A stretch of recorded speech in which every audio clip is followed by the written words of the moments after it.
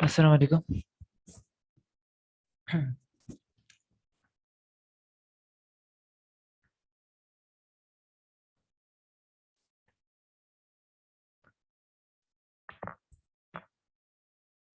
Session start करते हैं। KF7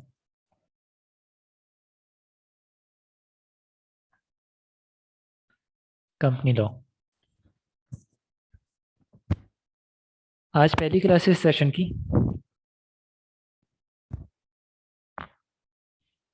basically अभी जो एकेडमी है ये बहुत सारे कोर्सेज और कुछ ट्रेनिंग्स कॉम्प्लीमेंट्री दे रही है और अवेलेबल टू एवरीवन। कुछ ट्रेनिंग्स भी ऐसी लॉन्च की हुई है और कुछ कोर्सेज भी जो हैं जिसमें सीए के कैफ लेवल के 2 कोर्सेज हैं अभी जो फ़िलहाल लॉन्च किए हैं। ये कॉम्प्लीमेंट्री है कम्प्लीटली। और ये जो कैरी ऑन हो रहे होंगे वो इस तरीके से होंगे जैसे कि आप कहीं पे भी कोई भी इंस्टीट्यूट जिस तरीके से ऑफ़र कर रहा होता है क्लासेस, कम्प्लीटली वही तरीक़ेकार होगा। इसमें कोई ऐसी चीज़ नहीं होगी कि कोई चीज़ ऐसी है जो कोई दूसरा इंस्टीट्यूट दे रहा होगा और ये फ्री है इस वजह से ये वाला इंस्टीट्यूट जो है वो नहीं दे रहा। इस तरह की कोई चीज़ नहीं है। अगर ये कॉम्प्लीमेंट्री है तो तमाम चीज़ों के साथ है। Written material, practice material, lectures recorded live, इसके अलावा तमाम दूसरी चीज़ें भी अवेलेबल होंगी। अभी जो आज पहली क्लास ले रहे हैं इसमें फ़िलहाल तो पहली क्लास की टाइमिंग अभी डिसाइड कर ली है। डिस्क्रिशनरी तौर पे हमने ख़ुद डिसाइड की है। फर्दर जो है वो जितने भी पार्टिसिपेंट्स हैं उनसे एग्री किया जाएगा। जो कंसेंसस हो जाती है जिस टाइमिंग की, जो टाइमिंग अवेलेबल हो पाती है वो टाइमिंग लेकर के चल रहे होंगे। एक्सपेक्टेशन मेरी ये है कि KF7 एक ऐसा सब्जेक्ट है जिसमें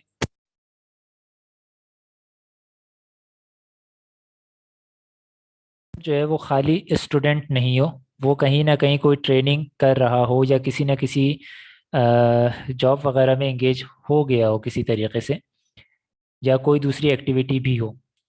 तो मोस्ट प्रोबेबली KF7 की जो क्लासेस होंगी वो इवनिंग टाइमिंग्स में ही हो रही होंगी। विल सी एग्री क्या होता है तमाम पार्टिसिपेंट्स के साथ। अभी तो मैं इससे पहले भी ये चीज़ प्रीवियस क्लास में ही बोल चुका हूँ, अभी भी बोल रहा हूँ कि जो चीज़ फ्री होती है ना उसकी इतनी अहमियत होती नहीं है।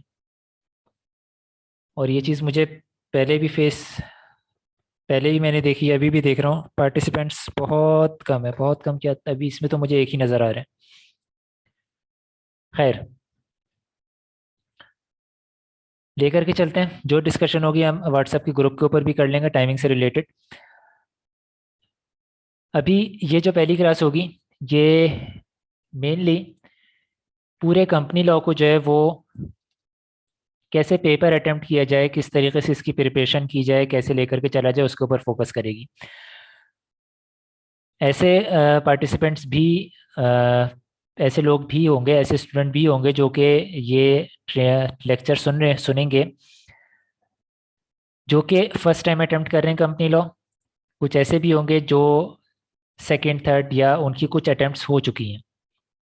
सही है। तो मेरा जो तरीक़ाकार है वो मेनली उन लोगों को फोकस करने वाला है जिनकी कुछ अटेम्प्ट्स हो चुकी हों। इट डजेंट मीन कि जो स्टूडेंट न्यू है उनके लिए नहीं है ये। क्योंकि जो स्टूडेंट न्यू है वो भी कहीं ना कहीं से कुछ ना कुछ पेपर्स क्लियर करते हुए आए हुए हैं। हो सकता है किसी पेपर में रुके हो तो उन्हें कुछ ना कुछ अंदाजा हो। मैं फोकस ये करता हूँ कि मेरा फोकस ये होगा कि पर्सन जो है वो पेपर पास कर सके और उसे कोई स्ट्रेटजी इस तरह की मिले जो वाकई इस पेपर में इफ़ेक्टिव रहती हो।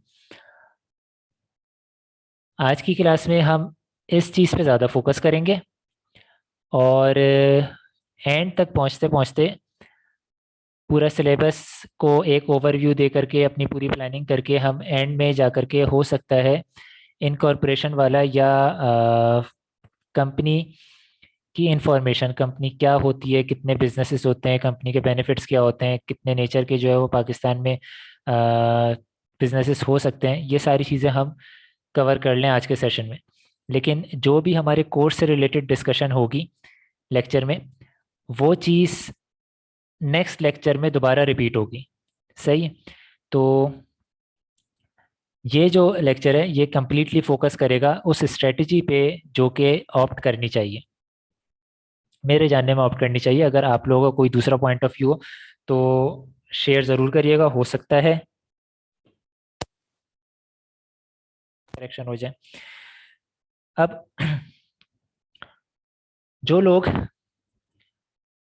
जिन लोगों की अटेम्प्ट एक से ज़्यादा हो चुकी है उनके लिए मैं इतना ज़्यादा कंसर्न शो नहीं करूँगा। जिनकी दो तीन से ज़्यादा हो चुकी है उन लोगों को मैं शुरुआत में एक चीज़ बोल दूँ, अगर वो यहाँ से अटेम्प्ट करना चाहते हैं तो एक चीज़ अपने पास क्लियर कर लें, वो कहीं से भी अटेम्प्ट करें, वो यहाँ से अटेम्प्ट करें या कहीं और से अटेम्प्ट करें, सबसे पहली चीज़ जो उन्हें करनी चाहिए वो ये करनी चाहिए कि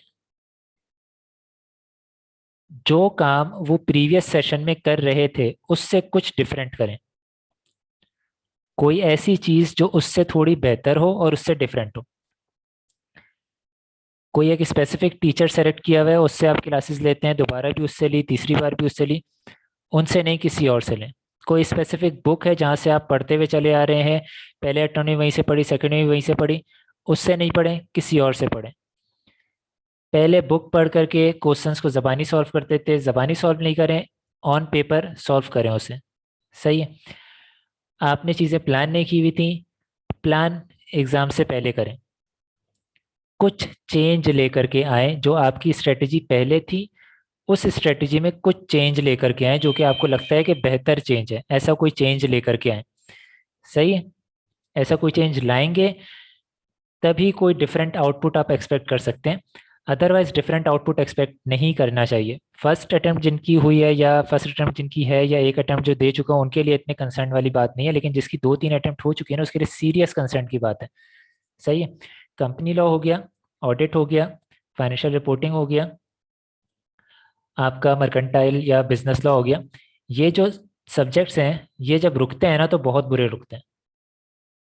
सही है? किसी किसी के बहुत बुरे रुक जाते हैं। तो दो तीन क्या, पाँच छः अटेम्प्ट्स भी लग जाती हैं। खैर, अभी हम क्या करेंगे,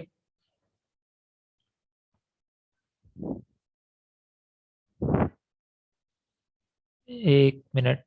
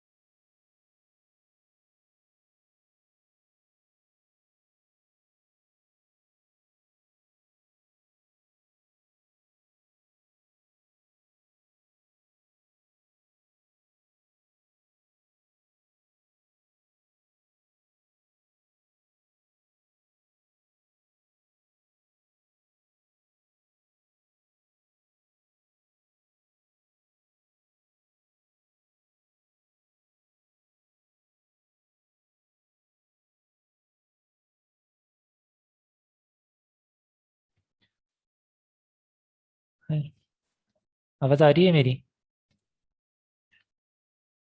थोड़ा सा पहने पता नहीं क्या इशू हो गया सुबह से। खैर। अच्छा।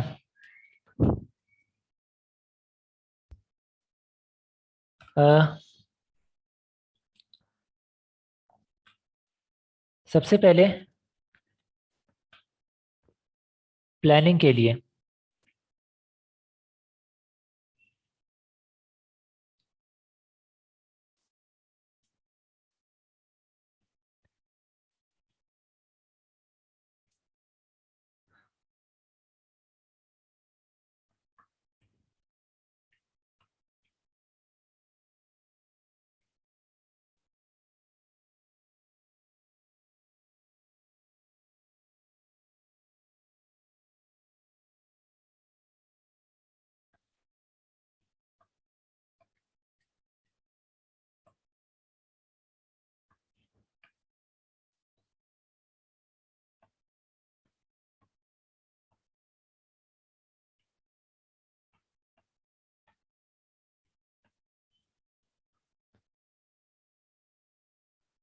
मेरे ख्याल से पेन मेरा मुनासिब चल नहीं पा रहा है।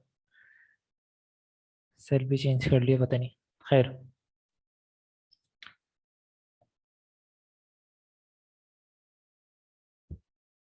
जहाँ पे आप जो स्टूडेंट हैं वो कैफ 7 में ऑलरेडी अच्छे खासे सब्जेक्ट्स जो हैं वो अटेम्प्ट कर चुके होंगे, पढ़ करके आ रहे हैं। तो इस बात का उन्हें अंदाज़ा होगा कि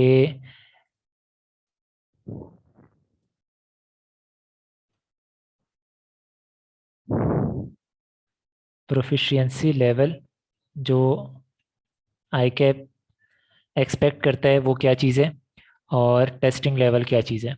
ऑलरेडी इस चीज़ का अंदाज़ा होगा। सही है ना?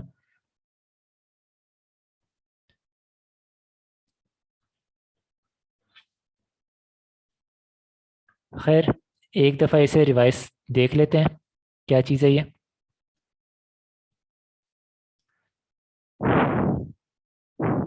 अभी हम सिर्फ और सिर्फ प्लानिंग के ऊपर जा रहे हैं।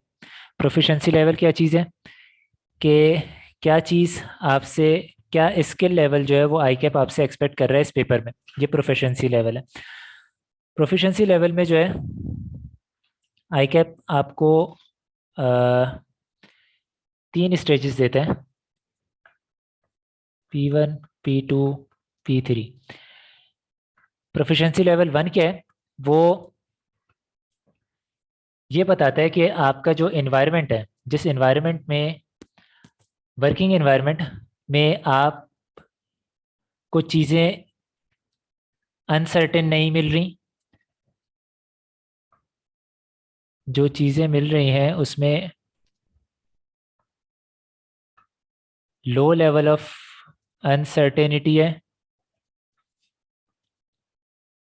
लो लेवल ऑफ एम्बिगुइटी है, और लो लेवल ऑफ कॉम्प्लेक्सिटी है। सही है। Low level of ambiguity, complexity, uncertainty का मतलब क्या है? आपको जो चीज़ मिल रही है, जो सिनेरियो आपको मिला या जो सर्कमस्टांसेस आपको मिले हैं, वो इस तरह के हैं कि ऑलरेडी वो फिल्टर किए हुए हैं, बहुत ज़्यादा क्लियर कंसाइज ऑलरेडी बना करके आपको दिए गए हैं, और अब आपको जो है वो कोई रिजल्ट तक आपको रीच करना है। सही। यह है प्रोफिशिएंसी लेवल 1। अगर ये अनसर्टेनिटी, एम्बिगुइटी और कॉम्प्लेक्सिटी लो है। प्रोफिशिएंसी लेवल 2 पे मॉडरेट है, 3 के ऊपर हाई है। आपका जो कैफ का है,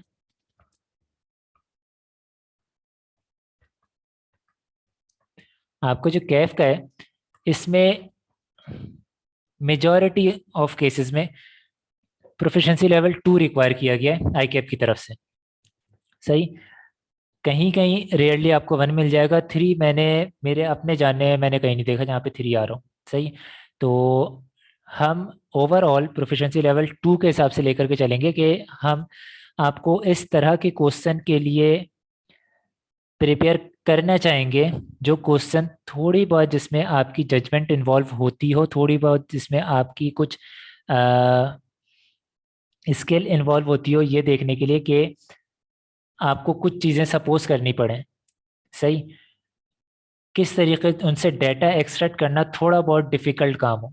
सही। इस तरह की क्वेश्चंस के लिए, इस तरह के सर्कमस्टांसेस के लिए आपको जो है वो हम प्रिपेयर करना चाहेंगे प्रोफिशिएंसी लेवल 2 में।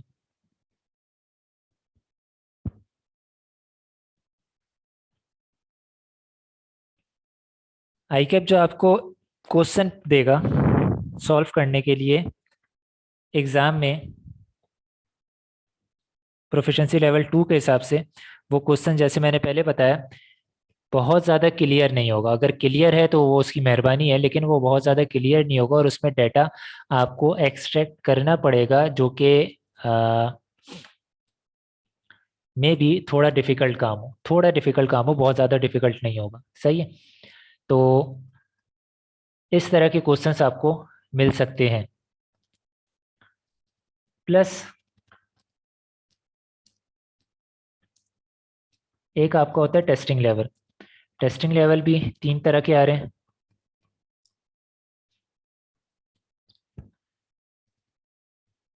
टेस्टिंग लेवल 1 अगर किसी टॉपिक के ऊपर मेंशन है तो इसका मतलब है कि उस टॉपिक में से आई कैप मैक्सिमम 8 मार्क्स का क्वेश्चन दे सकता है।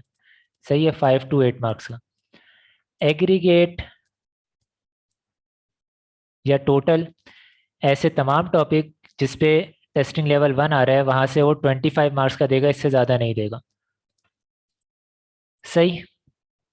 तो हमारी पूरी ग्रेड में जहाँ पे भी T1 लिखा हुआ है हम वहां से ज़्यादा 25 मार्क्स एक्सट्रैक्ट कर सकते हैं टोटल मिला करके, इससे ज़्यादा नहीं। टेस्टिंग लेवल 2 ये 20 मार्क्स है पर टॉपिक। टेस्टिंग लेवल 3 ये 25 मार्क्स है मैक्सिमम पर टॉपिक, ये भी मैक्सिमम पर टॉपिक है। और इनके ऊपर कोई एग्रीगेट की लिमिट नहीं है टेस्टिंग लेवल 2 और 3 पे। एक चीज़ आई के अपने फर्दर बोल दी, वो क्या बोली है, वो ये बोल रहा है कि कोई भी टॉपिक जो फर्स्ट टाइम आपके सिलेबस में शामिल किया गया, कोई भी टॉपिक जो फर्स्ट टाइम फॉर एग्जामिनेशन आपके सिलेबस में शामिल किया गया है, वो topic to the extent of testing level 1 ही टेस्ट किया जाएगा फर्स्ट में, चाहे ग्रेड में उसकी वेटेज कुछ भी दी गई हो। सही है। यानी उसमें से फर्स्ट अटेम्प्ट में उस टॉपिक में से जो क्वेश्चन बनेगा वो ज़्यादा से ज़्यादा 8 मार्क्स का बन सकता है, इससे ज़्यादा नहीं बन सकता। सही है। इवन दो के जो ग्रेड हो उसमें कुछ भी लिखा हो। अब ये चीज़ क्लियर है, अंडरस्टैंडेबल है, लिखी हुई भी है आपके पास। जब आप किसी काम के लिए जाते हैं, किसी भी काम के लिए, चाहे वो आप किसी मीटिंग के लिए जा रहे हो, चाहे वो आप एग्ज़ाम सेंटर जा रहे हो, चाहे कोई आप चीज़ परचेज करने जा रहे हो, कुछ भी करने जा रहे हो, वॉर लाइक सिचुएशन में जा रहे हो, सही, किसी निगोशिएशन में जा रहे हो, आप जा रहे हैं, अगर उसकी प्रिपरेशन, उसकी प्लानिंग आप उसी मीटिंग में पहुंच करके करें या उस निगोशिएशन में पहुंच के करें, या आप जो परचेज करने गए वहाँ परचेज के पॉइंट पे पहुंच करके प्लानिंग करें, तो क्या होगा? ऑब्वियसली सबका आंसर ये होगा कि वो चीज़ अनसक्सेसफुल रहेगी। सही है ना? तो इसका ये मतलब है कि आपको मीटिंग में जाने से पहले मीटिंग की कुछ प्लानिंग करनी है, आपको निगोशिएशन में जाने से पहले उसकी कुछ प्लानिंग करनी है, आपको वॉर लाइक कंडीशन में जाने से पहले उसकी कुछ प्लानिंग करनी है, उसकी प्रिपरेशन करनी है। सही। सेम चीज़ एग्ज़ाम के लिए भी अप्लाई होती है। आपको एग्ज़ाम में जाने से पहले कुछ प्रिपरेशन करनी है। हमारे पास एग्ज़ाम में क्या होता है, जो मेजॉरिटी केसेस आते हैं, पर्सन पूरे सेशन में वो अच्छा स्टूडेंट रहा, उसने मेहनत की, उसने पढ़ा, उसने टेस्ट भी दिए, टेस्ट में वो क्लियर भी हुआ, लेकिन जब एग्ज़ाम आया तो एग्ज़ाम में टाइम मैनेजमेंट सही नहीं हुई, टाइम मैनेजमेंट सही नहीं हुई और पर्सन का पेपर रह गया। एग्ज़ाम आया, एग्ज़ाम में वो बैठे और एग्ज़ाम में बैठ करके जब क्वेश्चन पेपर सामने आया तब वो प्लान कर रहे हैं कि यार ये वाला क्वेश्चन टू जो है वो मुझे बेहतर आता है, वो मैं पहले करूँगा, क्वेश्चन वन मुझे इतना अच्छा नहीं आता, ये मैं बाद में करूँगा, थ्री ये वन से पहले करूँगा, फिर उसके बाद सिक्स जो है वो वन के बाद कर रहा हूँगा। इस तरह की प्लानिंग वो एग्ज़ाम सेंटर में बैठ करके कर रहे हैं। सही।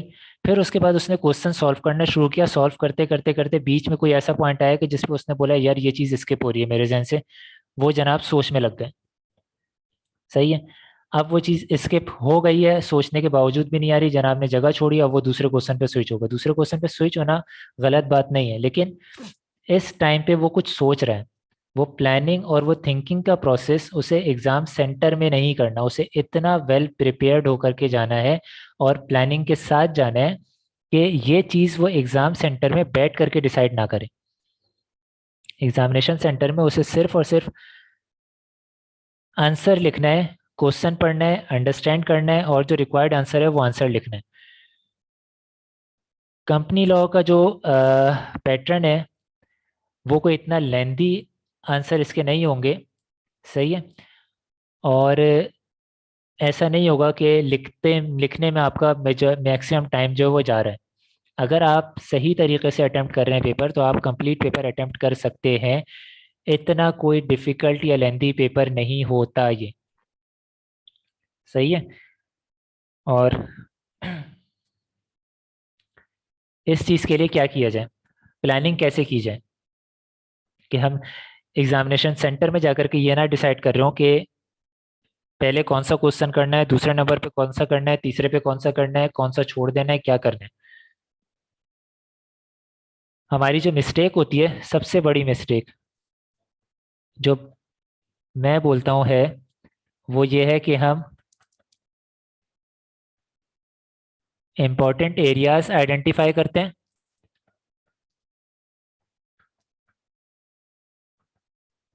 सही है। इसके बाद हम सेलेक्टिव स्टडी पे चले जाते हैं। सेलेक्टिव स्टडी, कोई भी इंस्टीट्यूट कोई भी इंस्टीट्यूट हो, वो आपका कोर्स पूरा कंप्लीट करवाता है हमेशा। ये स्टूडेंट होता है जो सेलेक्टिव स्टडी करता है। कोई भी इंस्टीट्यूट या कोई भी टीचर ये नहीं बोलता कि आप सेलेक्टिव स्टडी करो, जो इंपॉर्टेंट एरियाज है उसको करो। वो करवाते पूरा सिलेबस है। ये स्टूडेंट होता है जो सेलेक्टिव स्टडी करके जाते हैं कि जो एरिया इंपॉर्टेंट है उसको कर लो, जो एरिया नहीं है इंपॉर्टेंट उनको छोड़ दो। सही। ये वाली चीज सबसे पहले अवॉइड करनी है, खत्म करनी है।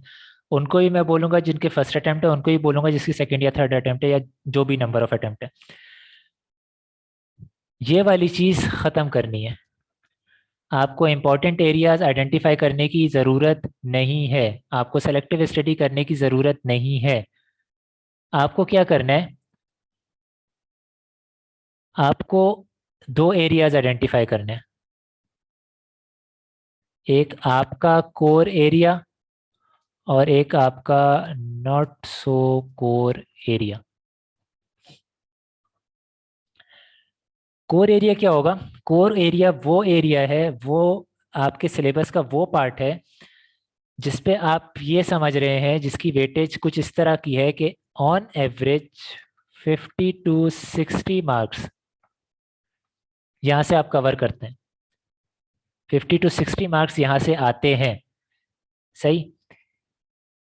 Not so core area remaining यहाँ पर आया,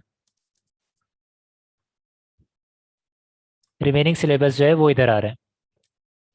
अब 50 to 60 मार्क्स आने वाले, ये याद रखिएगा, आई कैप कभी भी, आई कैप के जो भी पेपर बनते हैं वो कभी भी ऐसे नहीं होते कि लास्ट अटेम्प्ट में मैट्रिक की तरह से कि लास्ट अटेम्प्ट में ये चीज़ आ गई थी, अब इस अटेम्प्ट में नहीं आएगी, अब ये नेक्स्ट अटेम्प्ट के लिए इंपॉर्टेंट है।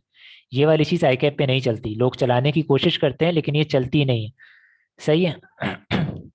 हमें देखना ये चाहिए कि क्या चीज़ ज़्यादा इम्पोर्टेंट, इस सेंस में कि उसकी वैल्यू ज़्यादा है, उस नॉलेज की वैल्यू ज़्यादा है। सही, उस नॉलेज की वैल्यू ज़्यादा है और आई कैप वहाँ पे वेटेज ज़्यादा देता है। हमें वो एरियाज आइडेंटिफाई करना है। अब ये जो आपने कोर एरिया आइडेंटिफाई किया ना, ये एरिया आपका इतना स्ट्रांग होना चाहिए, इतना स्ट्रांग होना चाहिए कि मिनिमम आप इस एरिया से 80 to 85% मार्क्स सिक्योर करें। सही है। Minimum 80 to 85% marks. इसका मतलब है आपके अगर 50 to 60 मार्क्स का है तो 45 मार्क्स आप एट लीस्ट यहाँ से सिक्योर करेंगे। इतना अच्छी प्रिपरेशन इस एरिया की होनी चाहिए। प्रिपरेशन कैसे होगी? जो स्टडी टेक्स्ट में जो आपके सिलेबस में है वो आपको पढ़ना है, जो इसका कंटेक्स्ट है वो आपको अंडरस्टैंड करना है, जो इसका पर्पस था वो आपको अंडरस्टैंड करना है, जो इसकी प्रैक्टिस है वो प्रैक्टिस करनी है, बार बार करनी है, इसका रिवीजन पक्का सही तरीके से करना है। सही, इसमें आपको 1% भी अपने तरफ से कोई ढील नहीं देनी इस एरिया में। ये एरिया आपका स्ट्रॉन्गेस्ट एरिया होना चाहिए कि मैं यहाँ पे मिस्टेक तो करता ही नहीं। सही, ऐसी चीज़ होनी चाहिए आपके लिए। ये 50 to 60 मार्क्स वाला जो एरिया है, इस पे आपकी प्रिपरेशन ऐसी होनी चाहिए कि मैं इसमें तो मिस्टेक करता ही नहीं। इस एरिया से आपको जो भी मार्क्स सिक्योर होते हैं, रिमेनिंग एरिया से आप 30 to 35% मार्क्स ऑब्टेन करें। आप इससे ज़्यादा भी कर सकते हैं, ये मिनिमम बता रहा हूँ मैं। इस तरह की प्रिपरेशन हो कि अगर यहाँ से 100 नंबर का क्वेश्चन आया तो आप 30 से 35 नंबर वहाँ से ले सकें। सही है, इस तरह की प्रिपरेशन होनी चाहिए। अब इस तरह की प्रिपरेशन का ये मतलब नहीं है कि आप यहाँ पे 5 टॉपिक आते थे, 5 टॉपिक्स मौजूद हैं, सही है, और आप उनमें से 2 या 3 टॉपिक करके चले जाएं और बोले यार 30 to 35 तो आ जाएंगे। इसमें 30 to 35 की बात नहीं कर रहा मैं। ये 5 टॉपिक में से अगर आप 2 या 3 करके जा रहे हैं और वही फोर्थ और फिफ्थ टॉपिक आ गया जो कि आपने कवर नहीं किया, तो इसका मतलब है आप 30 to 35% मार्क्स यहाँ से नहीं ले पाएंगे। तो आपको क्या करना है, आपको ये पांचों टॉपिक कवर करने हैं, लेकिन इस पे एफर्ट्स इतनी ज़्यादा नहीं करनी, अपना स्किल लेवल इस पे इतना इन्हांस नहीं करना। आपको सिर्फ इतना रखना है कि भाई जैसा भी क्वेश्चन आता है ऑन एवरेज में 30 to 35% मार्क्स यहाँ से निकाल लूँ बस, इस तरह को। सही है, बहुत ज़्यादा फोकस नहीं करना, बहुत ज़्यादा फोकस आपको इस एरिया पे करना है। ये एरिया आपका स्ट्रॉन्गेस्ट पार्ट होना चाहिए। सही, ऐसा कभी भी नहीं होगा कि इस कोर एरिया से कोई क्वेश्चन ना आए और सिर्फ इस एरिया से आ जाओ और आप 30 35% मार्क्स लेकर के आ रहे हो। ऐसा कभी नहीं होगा। सही, प्रिपरेशन के लिए आपको कोर एरिया और नॉट सो कोर एरिया ये आइडेंटिफाई करना है, करना पड़ेगा। अगर आप आइडेंटिफाई नहीं करेंगे तो वही एक पैटर्न आएगा इम्पोर्टेंट और सेलेक्टिव स्टडी वाला। वो चीज़ प्रिफर मैं कभी भी नहीं करूँगा। अगर आप लोगों के जहन में कोई ऐसी चीज़ है,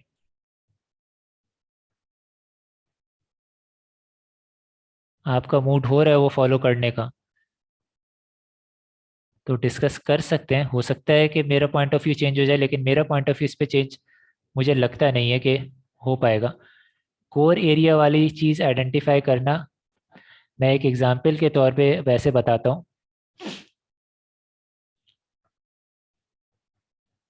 दो सब्जेक्ट थे,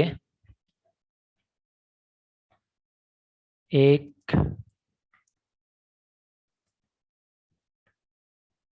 बिजनेस लॉ और एक फाइनेंशियल रिपोर्टिंग टू।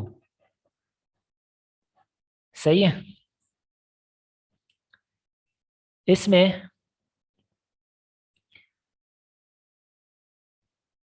ये जो प्रैक्टिस है, जो मैंने कोर एरिया वाली चीज़ बताई है,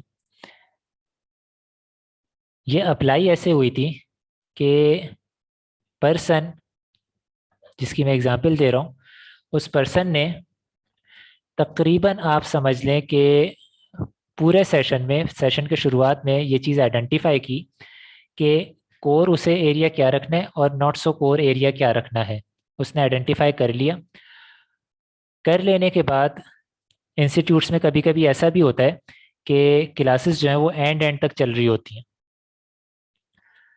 तो सेशन में हुआ यही कि क्लास एंड तक चल रही थी और एंड में पर्सन की जो है वो तबीयत कुछ ख़राब हो गई और कुछ टॉपिक्स थे जो कि छोटे छोटे टॉपिक्स थे, वो टॉपिक्स उसके कम्प्लीटली छूट गए। सही है, लेकिन जो कोर एरिया उसने आइडेंटिफाई किया हुआ था, वो core area financial reporting two में वो ऑलरेडी कर चुका था। सही है,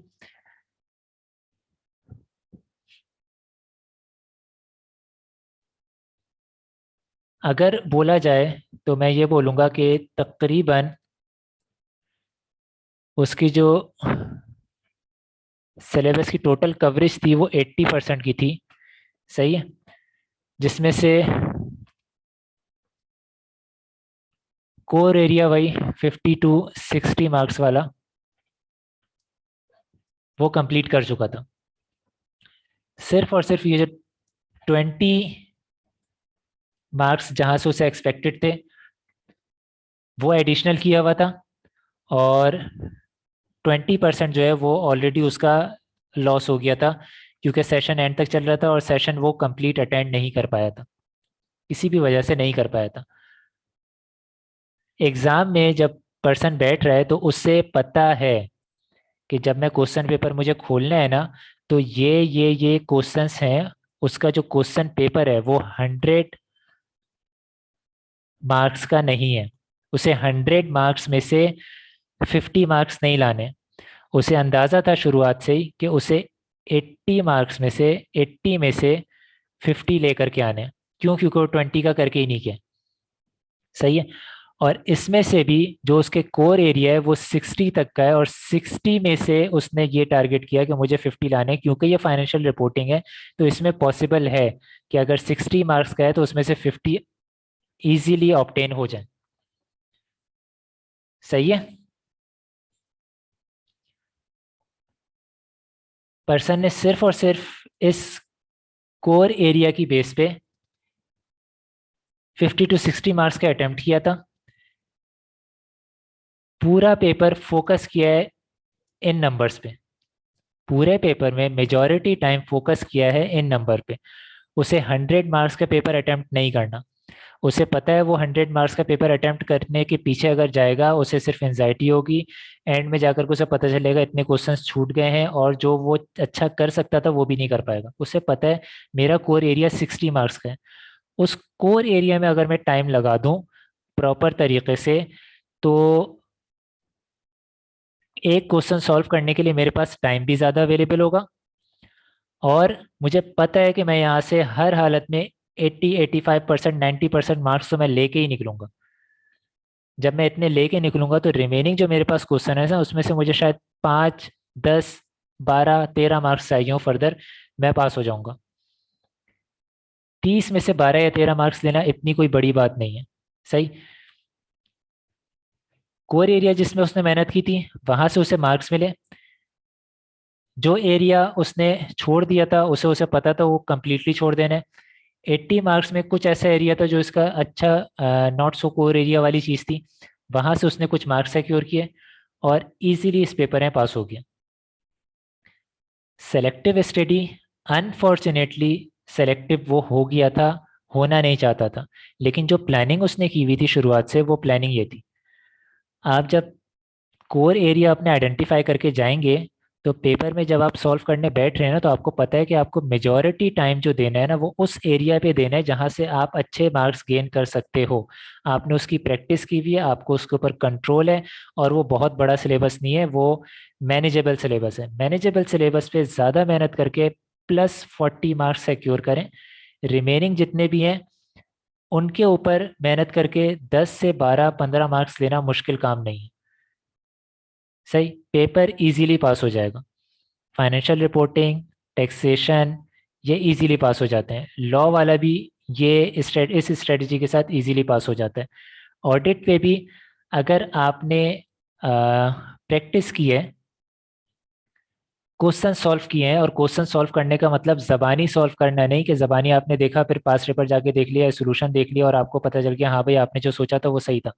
नहीं, आपने क्वेश्चन देखा और उस क्वेश्चन को पेपर पे लिख करके सॉल्व किया, फिर उस क्वेश्चन को मैच किया। अगर ये वाली प्रैक्टिस आपने ऑडिट में परफॉर्म की हुई है और सही तरीके से पढ़ा हुआ है, तो आप सिर्फ कोर एरिया और not so core area identify करके इजीली पास हो सकते हैं। आपको सिर्फ और सिर्फ ये एरियाज आइडेंटिफाई करने हैं, सेलेक्टिव स्टडी नहीं करनी, स्टडी पूरा सिलेबस करना है, लेकिन अपनी स्किल एक स्पेसिफिक पोर्शन है बहुत ज़्यादा इन्हांस रखनी है, रिमेनिंग पोर्शन में उतनी ज़्यादा इन्हांस नहीं रखनी। और जो स्पेसिफिक पोर्शन में इन्हांस करनी है उसका आप याद रखें कि आपका सिलेबस अगर ये है ना, तो जो कोर एरिया है उसमें आपको स्टडी सिर्फ इसकी नहीं करनी, आपको इस एरिया की भी स्टडी करनी है, सही। इस एरिया में क्या चीजें हैं, इस एरिया में वो चीजें हैं जो यहाँ पे जो इंफॉर्मेशन है उन्हें आपस में लिंक कर सकेगी। सही है। आप कोई थ्योरी पढ़ लेते हैं, कोई लॉ पढ़ लेते हैं, लॉ में क्या लिखा हुआ है वो आपको पता चल गया, लॉ क्या बोल रहा है। सही। आप उसको ज्यादा अच्छे तरीके से इंटरप्रेट कर सकेंगे, आप उसे उससे बहुत अच्छे तरीके से लिंक कर सकेंगे। आप अगर भूल जाते हैं तो उसे अच्छे तरीके से याद कर सकेंगे जब आपको ये पता होगा कि ये लॉ आया क्यों था, ये लॉ बना क्यों था, इसका कंटेक्स्ट क्या था, इसका पर्पस क्या था, इसकी हिस्ट्री क्या थी। सही है। जब आपको ये चीजें पता होंगी तो आप लिंक कर पाएंगे डिफरेंट चीजें आपस में। सही है। जब चीजें पता होंगी तभी कर पाएंगे, जब चीजें नहीं पता होंगी ना तो आप लिंक नहीं कर पाएंगे। आपका आपका जो माइंड है वो कुछ वर्क इस तरीके से करता है, ज्यादा बेहतर वर्क, जहां पे इसके इंटरेस्ट की चीज हो ना वो चीज ये पहले नोट करते हैं। पहली चीज। दूसरी चीज, जहां पे कोई इंफॉर्मेशन की अफर्मेशन हो रही हो या निगेशन हो रही हो, किसी इंफॉर्मेशन की अफर्मेशन हो रही हो, पास्ट इंफॉर्मेशन की, या निगेशन हो रही हो, तो वहां पे ये फौरन रीजनिंग के साथ लिंक बना लेते हैं। और ये जो लिंक बनता है ना, ये लिंक हमेशा जहन में रहता है, वो लिंक हमेशा याद रहता है। कोई इवेंट अकर हुआ आपकी लाइफ में, या आपने कहीं कुछ देखा, आपने कहीं कुछ पढ़ा। सही। जो पढ़ा था उसकी अफर्मेशन या नेगेशन आगे जाकर ये कहीं पर आ गई। आपने ये दो इवेंट अगर लिंक कर लिया आपस में, आप कभी नहीं भूलेंगे ये, भूलना बहुत मुश्किल होगा आपके लिए। तो लॉ को अगर आप सिर्फ आधा जो किताब में लिखा हुआ है सिर्फ उसको पढ़ना चाहेंगे ना, तो मे भी आप चीज़ें भूल जाएं। ऑडिट को सिर्फ जो स्टैंडर्ड्स में लिखा हुआ है उसको पढ़ना चाहें तो मे भी आप चीज़ें भूल जाएं। लेकिन जैसे ही आप इसे किसी चीज़ से लिंक कर देंगे, किसी चीज़ की अफर्मेशन या निगेशन कर रही है, देन ये आपको हमेशा के लिए याद रह जाएगी। आपको इसके लिए इतनी एफर्ट भी नहीं करनी याद करने के लिए, ये चीज़ हमेशा के लिए याद रह जाएगी। तो ये जो एरिया है ना, आपका नॉट सो क्योर एरिया वाली चीज़ में आपको ये चीज़ें याद रखनी है, आपको ये चीज़ें पढ़नी है, ताकि ये चीज़ जो आपके सिलेबस में है वो आपस में इंटरलिंक बेहतर रह सके और आपको याद रह सके। नॉट सो कोर एरिया वाली जो चीज़ है उसमें आप सिंपल सिलेबस कर लें, एक दफ़ा पढ़ लें, एक दफ़ा रिवाइज कर लें, कुछ क्वेश्चन सॉल्व कर लें, काफ़ी है, इनफ है। क्लास आपने अटेंड की, जा करके घर में थोड़ा बहुत कुछ पढ़ लिया आपने, कुछ पास पेपर सॉल्व कर लिए, एग्ज़ाम के करीब आपने रिवीजन कर ली, इनफ है ये। जो कोर एरिया है वहाँ पे आपको लॉ भी पढ़ना है, उसकी प्रैक्टिस भी करनी है, उसकी हिस्ट्री भी जाननी है, उसका पर्पस भी जानना है कि इसका पर्पस क्या था, और वो पर्पस सर्व हो रहा है या नहीं हो रहा, उससे रिलेटेड कोई कहानी, कोई हिस्ट्री मौजूद है तो वो कंप्लीट सारी की सारी जान करके रखनी है, ताकि अगर कोई चीज़ मैं भूलता भी हूँ तो मुझे ये हिस्ट्री मेरे जहन में रहेगी, ये कहानी मेरे जहन में रहेगी, वो मुझे लिंक करा देगी क्या चीज़ है। और अभी जो आपके पेपर आते हैं, कैफ 7 के पेपर ऐसे नहीं आते कि वो आपसे कोई डेफिनेशन पूछ ले, या वो आपसे जो है वो कोई कॉन्सेप्ट जो है वो एक्सप्लेन करवा रहा हो। ये आपको डिफरेंट सिनेरियोज देते हैं और एप्लीकेशन पूछते हैं। सही है। डिफरेंट सिनेरियोज दिया और एप्लीकेशन पूछी। जो डिफरेंट सिनेरियोज की एप्लीकेशन आप करने जाते हैं ना, तो उसमें ये जो कंटेक्स्ट है ये बहुत अहमियत रखता है। ये कंटेक्स्ट और आपकी पास्ट प्रैक्टिस जो आपने की हुई है वो बहुत अहमियत रखती है। सही। पास्ट प्रैक्टिस किस तरीके से, आपने क्वेश्चंस उठाया, प्रैक्टिस मटेरियल उठाया और उसको ऑन पेपर सॉल्व किया। अगर आप उसको ऑन पेपर सॉल्व नहीं कर रहे हैं तो बिलीव मी, आपके पास होने के चांसेस बहुत कम हैं। पास हो जाएं अलग बात है, लेकिन ऑन पेपर अगर आप सॉल्व नहीं कर रहे हैं तो पास होने के चांसेस कम है। तो आपको क्या करना है, आपको कंपनी लॉ में सबसे पहले अपना कोर एरिया आइडेंटिफाई करना है। आपका क्या होगा core area, core area identify एक तो हम कर लेंगे यहाँ पे, जब हम सिलेबस यहाँ पे डिस्कस करेंगे तो उस टाइम हम अपना कोर एरिया एक निकाल लेंगे कि हमारा कोर एरिया ये होगा, और इसको हम फोकस करके लेके चलेंगे। लेकिन इट डजेंट मीन कि आप अपने लिए भी वही कोर एरिया सेलेक्ट करें। सही। आप अपने लिए कोई भी दूसरा कोर एरिया सेलेक्ट कर सकते हैं अपने हिसाब से, बस ध्यान इस बात का रखना है कि core area 50 to 60 marks on average निकाल के देता है। रेयरली कभी कभी ऐसे सर्कमस्टांसेस आ जाते हैं, लेकिन ये इस सर्कमस्टांसेस कैफ लेवल पे नहीं, सी फैप लेवल पे कभी कभी ऑब्जर्व किए गए हैं। ऐसा कि जहाँ से 30, 35, 40 मार्क्स के नंबर आते थे, क्या नाम है, पेपर आता था, वहां से 5 या 6 मार्क्स का आया। सही। ऐसा कैफ में नहीं होता। ऐसा कैफ में नहीं होता ऐसा। सी फैप लेवल पे ऑब्जर्व किया गया है, कैफ लेवल पे ऐसा ऑब्जर्व नहीं किया गया। सही है, कैफ लेवल पे बहुत ज़्यादा वेरिएशन आ गई। तो जो टॉपिक आगे पीछे हो सकता है, पूरा टॉपिक इंपॉर्टेंट था, नहीं आया, लेकिन जो एरिया है ना, वो पूरा का पूरा गायब नहीं होगा। जैसे आपकी जो एरियाज आइडेंटिफाई किए गए हैं कंपनी लॉ में, एक है इनकॉर्पोरेशन शेयर इशू का, दूसरा है मैनेजमेंट एंड एडमिनिस्ट्रेशन का, तीसरा मीटिंग एंड प्रोसीडिंग्स का, इसके बाद डिविडेंड्स, इसके बाद वाइंडिंग अप। सही है। अब इन सब के जो है वो कुछ वेटेज दी हुई है। ऐसा यहाँ पे नहीं होता कि मैनेजमेंट एंड एडमिनिस्ट्रेशन कंप्लीटली जो है वो नहीं आया। सही है। और उसकी जगह पे सिर्फ वाइंडिंग अप जो है वो इतना बड़ा होकर के आ गया। मैनेजमेंट एंड एडमिनिस्ट्रेशन से तकरीबन लिंक वाला जो पोर्शन है ना, वो मीटिंग प्रोसीडिंग्स और इनकॉर्पोरेशन है। अगर मैनेजमेंट एंड एडमिनिस्ट्रेशन में से इतना नहीं आ रहा, तो ये चीज़ कवर होगी मीटिंग्स प्रोसीडिंग और इनकॉर्पोरेशन वाली चीज़ में। वाइंडिंग अप ऐसा टॉपिक नहीं है कि वो बहुत ज़्यादा इन लोगों को जो है वो इम्पेक्ट कर रहा हो। डिविडेंड्स ये वो टॉपिक नहीं है जो कि बहुत ज़्यादा इनको इम्पेक्ट कर रहा हो। तो आपके जो वेटेज बन जाती है वो मेनली इसी में से बन जाती है। ये जो 3 टॉपिक आपने शुरुआत में लिए, जो कंपनीज एक्ट मेनली कवर कर रहा है, सही, वहां से बन जाती है 50 to 60 मार्क्स। आपका ये एरिया स्ट्रांग हो गया, आपने स्ट्रांग बना लिया। रिमेनिंग जो एरिया है, आप इस पे रिलैक्स रह सकते हो, आपको इससे मैक्सिमम 12, 13, 15 मार्क्स निकालने। क्वेश्चन आएगा 30 मार्क्स का, आपको 12, 13, 15 निकालने। एरियाज आइडेंटिफाई करें, टॉपिक्स नहीं। सही है। तो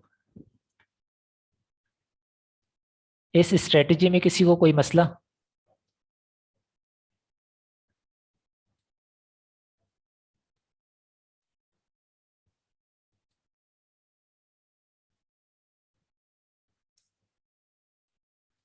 तीसरी एक चीज, लॉ को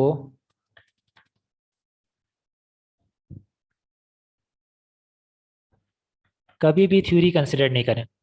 लॉ को कभी भी थ्योरी कंसिडर करके लेकर नहीं चलें। सही है। लॉ हमेशा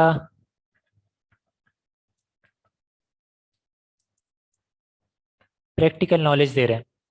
सही है। और लॉ में याद रखें, जैसे मैथमेटिक्स में होता है ना, आपको कुछ इक्वेशन सॉल्व करने के लिए स्पेसिफिक फॉर्मूले अवेलेबल है। सही। वो फॉर्मूला आपको पता होगा, तभी आप कंसाइज होकर के काम कर सकेंगे। वो फॉर्मूला आप लिंक कर पाएंगे, तभी आप कंसाइज होकर के सही तरीके से एफिशिएंटली वो क्वेश्चन सॉल्व कर सकेंगे। इसी तरीके से लॉ में भी है। लॉ पढ़ते हुए होता ही है कि जो बिजनेस लॉज है ना, जो कंपनी लॉ जिसका पार्ट है बिजनेस लॉ, वो दो पर्सन्स की आपस की डीलिंग, आपस के राइट्स एंड ऑब्लिगेशन, आपस की रिलेशनशिप की गवर्नेंस को रिप्रेजेंट करता है। सही, इसको मैनेज कर रहा होता है। सही है। अब जहाँ इसकी मैनेजमेंट की बात आती है ना, तो हमारी इमोशंस जो है वो उभर उभर के बाहर आने लगती है। स्टूडेंट की बहुत ज़्यादा आने लगती है। वो जजमेंट्स देना शुरू हो जाते हैं कि यार ऐसा हुआ तो ये मुनासिब नहीं, इसके साथ मुनासिब नहीं हुआ तो ये चीज़ इसके फेवर में होनी चाहिए। ऐसा कुछ नहीं। सही। ऐसा कुछ नहीं लेना हमें। इमोशंस या अपने रैशनल को इस्तेमाल नहीं करना यहाँ पे क्वेश्चन सॉल्व करने के लिए, सिनेरियो सॉल्व करने के लिए। हमें क्या करना है, हमें कोई सिनेरियो सामने आता है ना, तो हमें ये देखना है कि एग्जैक्ट कौन सा लॉ इससे डील करता है, हमें उस लॉ तक पहुंचना है। सही। और उस लॉ तक पहुंचने के लिए हम एग्जाम का वेट नहीं करेंगे कि एग्जाम में कोई क्वेश्चन आएगा तो हम बोलेंगे कि हमें ये देख करके किस लॉ पे जाना है, वो हम सोचेंगे फिर लिखेंगे। ऐसा नहीं। हम मैक्सिमम सिनेरियोज जो हो सकते हैं वो हम कवर कर रहे होंगे, हम एग्जाम से पहले कवर कर रहे होंगे। एग्जाम में हमारी कंडीशंस ऐसी होनी चाहिए कि हम आई कैप के जो क्वेश्चन पेपर बना करके दे रहे हैं वो क्वेश्चन पेपर देख करके ये दे बोलें कि यार ये सिनेरियो मैंने कवर तो किया हुआ है, बस इसमें आई कैप ने नाम चेंज कर दिया। ये सिनेरियो कवर हुआ हुआ है, इसमें से ये चीज़ निकाल दी और ये नाम चेंज कर दिया, तो ये सिनेरियो मैं ऑलरेडी कर चुका हूँ। मुझे सिंपल वहाँ का, मैं जो मैंने पहले सॉल्व किया था, जिसको मैंने प्रॉपरली सॉल्व किया था मेरे जहन में, मैं वो यहाँ पे रिप्रोड्यूस कर दूँ इस क्वेश्चन के हिसाब से। इतनी प्रैक्टिस आपकी होनी चाहिए। जबानी सॉल्व करेंगे तो वो चीज़ याद नहीं रहेगी, लिख करके सॉल्व करेंगे तो वो चीज़ आपको याद रहेगी। सही है। तो एग्जाम में हम जो दो काम करते हैं, एग्जाम में बैठ करके प्लानिंग के कौन सा क्वेश्चन पहले करना है कौन सा बाद में करना है, और एग्जाम में बैठ करके अपना थिंकिंग प्रोसेस लेकर के आना। ये दो चीज़ें आपको एग्जाम में नहीं करनी। अगर ये दो चीज़ें आप एग्जाम में कर रहे हैं तो आपका पेपर भी छूटेगा, टाइम मैनेजमेंट प्रॉपर नहीं होगी और आपके हाथ पांव फूल जाएंगे, आपको आती हुई चीज़ आप प्रॉपर नहीं कर पाओगे। ये दो चीज़ें एग्जाम में करने से परहेज करना है। आपको ये दोनों चीज़ें पहले कंप्लीट करनी है। अपनी प्रैक्टिस सिनेरियोज की इतनी रखनी है कि वहां पे आपको थिंकिंग प्रोसेस स्टार्ट करने की ज़रूरत ना पड़े। एक दो क्वेश्चन में स्टार्ट कर लें, 11 10 11 क्वेश्चन में से एक दो क्वेश्चन में स्टार्ट कर लिए, समझ आता है।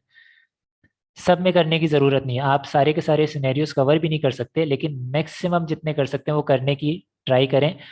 आपको अंदाज़ा होगा जब आप पास पेपर्स लेकर के बैठेंगे, जब आप स्टडी टेक्स्ट में जो सिनेरियोज दिए हैं वो, या जो सिनेरियोज हम आपको देंगे वो सिनेरियोज लेकर के बैठेंगे, तो आपको अंदाज़ा ये होगा कि क्या पैटर्न है आई कैप का सिनेरियोज देने का, वो किस चीज़ों पे कैसे कैसे फोकस कर रहा होता है। टॉपिक पढ़ते हुए हम बता देंगे कि इस टॉपिक में ये चीज़ें हैं जिसके ऊपर आई कैप कोई क्वेश्चन फॉर्म कर सकता है। अब आई कैप जो है वो सिनेरियोज ही दे रहा है, वो आपसे कोई चीज़ एक्सप्लेन करने की नहीं बोल रहा होता। सही है। एग्ज़ाम में पास होने के लिए उसकी प्लानिंग पहले से करनी है। जैसे मैंने पहले बताया कि आप नेगोशिएशन में इंटर हो रहे हैं, मीटिंग के लिए जा रहे हैं, उसकी प्लानिंग अगर आप मीटिंग में जा करके या नेगोशिएशन में बैठ करके कर रहे हैं तो आपकी नेगोशिएशन और वो मीटिंग फेल होने वाली है। सही है। एडहॉक बेसिस पे ऑन द पॉइंट कुछ चीज़ें आपको डिसाइड करनी पड़ सकती हैं, उस मीटिंग में भी उस नेगोशिएशन में भी, लेकिन अगर आप पूरी मीटिंग ही या उसकी कोर बेसिस आप वहां पे बैठ करके डिसाइड करें तो ये चीज़ मुनासिब नहीं है। आप फिर फेल होने वाले हैं, आपको ये चीज़ें पहले डिसाइड करनी होती हैं। तो एग्ज़ाम भी सिंपल इसी तरह की चीज़ है। 3 घंटे में जितने क्वेश्चंस आते हैं और उसके जो आंसर्स होते हैं, सिंपल उसकी राइटिंग में ही इतना टाइम लग जाना है जितने के आपको टाइम अवेलेबल होता है पेपर सॉल्व करने के लिए। अगर आप वहाँ पे अपना थिंकिंग प्रोसेस या अपनी प्लानिंग लेकर के आएंगे तो आप चीज़ें लैग करने वाले हैं। इवन दो कि आपको 15 मिनट्स एग्ज़ाम के पहले मिल जाते हैं क्वेश्चन पेपर पढ़ने के लिए, लेकिन वो प्लानिंग नहीं हो पाती। 15 मिनट्स अगर आप उस प्लानिंग में करेंगे तो आप क्वेश्चन पेपर प्रॉपरली कैसे पढ़ेंगे? क्वेश्चन पेपर प्रॉपरली पढ़ने के लिए भी आपको टाइम चाहिए। अगर आप, इंग्लिश बहुत अच्छी है, आप बहुत आसानी से सारी चीज़ इजीली स्पीडीली पढ़ सकते हैं तो अच्छी बात है, वरना मेजोरिटी स्टूडेंट ऐसे होते हैं कि उन्हें सुकून से जब तक कि वो कोई चीज़ नहीं पढ़ेंगे उन्हें सारी की सारी चीज़, तमाम डाटा वो एक्सट्रैक्ट नहीं कर पाते, तमाम इन्फॉर्मेशन वो एक्सट्रैक्ट नहीं कर पाते पैराग्राफ में से या क्वेश्चंस में से। तो उसके लिए आपको प्रॉपर टाइम देना है क्वेश्चन पेपर पढ़ने के लिए। प्लानिंग और थिंकिंग प्रोसेस ये पहले का ऑलरेडी किया हुआ होना चाहिए। सही है। कोई क्वेश्चन इसके ऊपर? लॉ थ्योरी नहीं है, आपको प्रिपरेशन कैसे करनी है।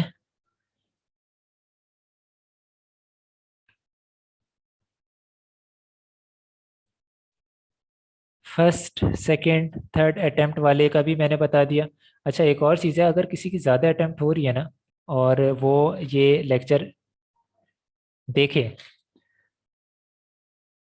और इरादा करे कि यहाँ से कंटिन्यू करना है, अगर इरादा करे या कहीं और से भी अगर इरादा करता है वो कहीं और से लेने का, तो एक बात याद रखे, अपना नॉलेज जो उसका क्रिएट किया हुआ है, जो बिल्डिंग उसने नॉलेज की बनाई है लॉ से रिलेटेड, वो बिल्डिंग उसे सबसे पहले डिमोलिश करनी पड़ेगी।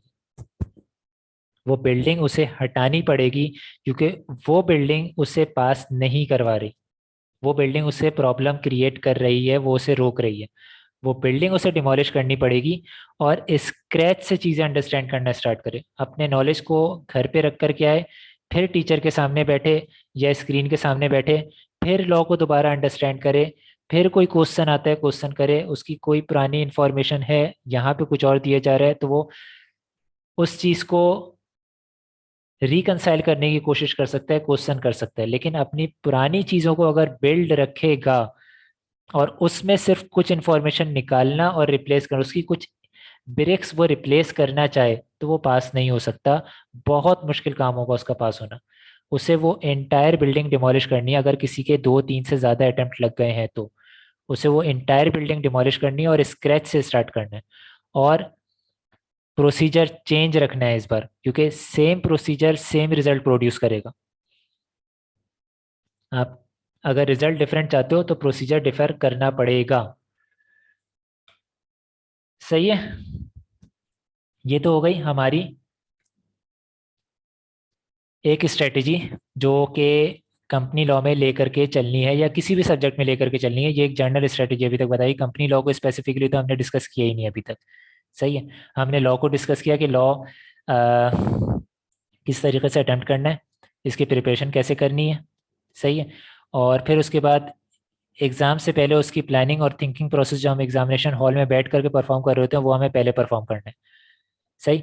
थोड़ी बहुत डिसीजन मेकिंग आपको एग्जाम में भी करनी पड़ेगी, थोड़ी बहुत डिसीजन मेकिंग आपको नेगोशिएशन में भी करनी पड़ती है, नेगोशिएशन टेबल पे बैठ के थोड़ी बहुत आपको मीटिंग में भी करनी पड़ती है, लेकिन मेजर प्लानिंग आपको पहले से होनी चाहिए।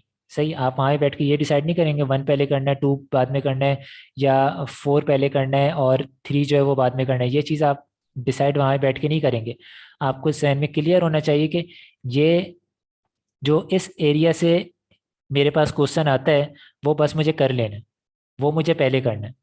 रिमेनिंग जो एरिया के क्वेश्चन है उन्हें मुझे बाद में रखना है, और जो ये एरिया है जो मुझे पहले करना है इसके ऊपर मैं इतना टाइम दे सकता हूँ, इससे ज़्यादा टाइम मुझे इसके ऊपर नहीं देना। लेकिन मुझे कोर अपने पास होने के लिए 80 to 85% मुझे यहीं से निकालना है, यानी 40 मार्क्स मुझे यहीं से निकालने हैं। एक और चीज़ लोगों के जहन में रह जाती है, वो क्या रहती है, आई कैप के स्टूडेंट के जहन में होती है, वो पता नहीं क्या लोग बैठा देते हैं, वो ये है कि भाई अगर आपने क्वेश्चन सॉल्व करते हुए कोई बड़ा ब्लंडर कर दिया है और पूरा दूसरा क्वेश्चन जो है वो सारे क्वेश्चन सही सॉल्व किए हैं, लेकिन किसी एक क्वेश्चन ने बहुत सिग्निफिकेंट कोई ब्लंडर कर दिया, तो आपको आई कैप पास नहीं करता। सही है।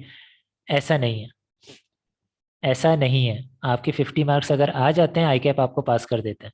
अगर कोई बहुत बड़ा ब्लंडर आपने कहीं पे कर रहे हैं ना, तो मे भी पॉसिबिलिटी ये है कि सिर्फ वही बड़ा ब्लंडर आपने नहीं किया हो, आपने दूसरे भी ब्लंडर्स कहीं ना कहीं परफॉर्म किए हों जिसकी वजह से आपके मार्क्स कम हो रहे हैं।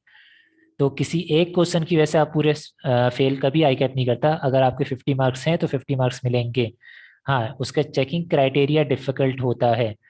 चेकिंग क्राइटेरिया में वो ये चीज़ भी देखता है कि भाई ये क्वेश्चन सॉल्व करते हुए ये चीज़ें एड्रेस करनी चाहिए थी, क्या ये सारी चीज़ें एड्रेस की हैं। अगर वो सारी चीज़ें एड्रेस की हैं तो हर चीज़ को एड्रेस करने के कुछ पॉइंट है।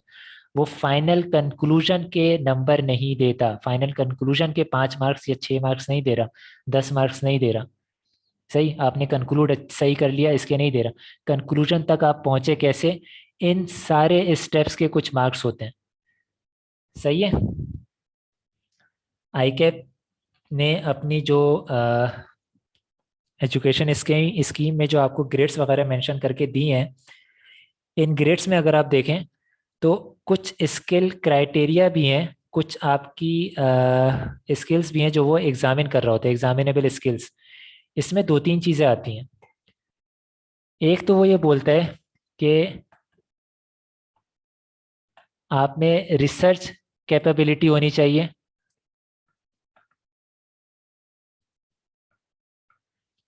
रिसर्च करके डेटा डेटा गैदर करना, उसे फिल्टर आउट करना, जजमेंट कोई फॉर्म करना, और उस जजमेंट को रीजनेबली कम्युनिकेट करना, रीजनेबली कनेक्ट करना। सही है। जो भी जजमेंट आप फॉर्म कर रहे हैं उस जजमेंट तक आप पहुंचे कैसे, उन जजमेंट्स को इवेंट से कनेक्ट करना थ्रू रीजंस। सही, ये चीज़ होनी चाहिए। अगर ये स्किल आप में है तो आई कैप बोलता है कि हाँ भाई ये क्राइटेरिया पूरा कर रहे हैं। और ये स्किल आप क्वेश्चन जब आप आंसर स्क्रिप्ट जब आप भर रहे होते हैं ना, तो उसमें आप शो कर रहे होते हैं कि हाँ मेरी रिसर्च है, मैंने दूसरे मटेरियल्स भी पढ़े हैं, सिर्फ स्टडी टेक्स्ट नहीं पढ़ा। सही। और वो मटेरियल्स पढ़ने के बाद मेरे अंदर स्किल है कि मैं वहाँ से सही डाटा फिल्टर आउट कर सकूं, फिल्टर आउट करके मैं इफेक्टिव जजमेंट बना सकूं और उस जजमेंट को मैं रीजन कर सकूं। सही है।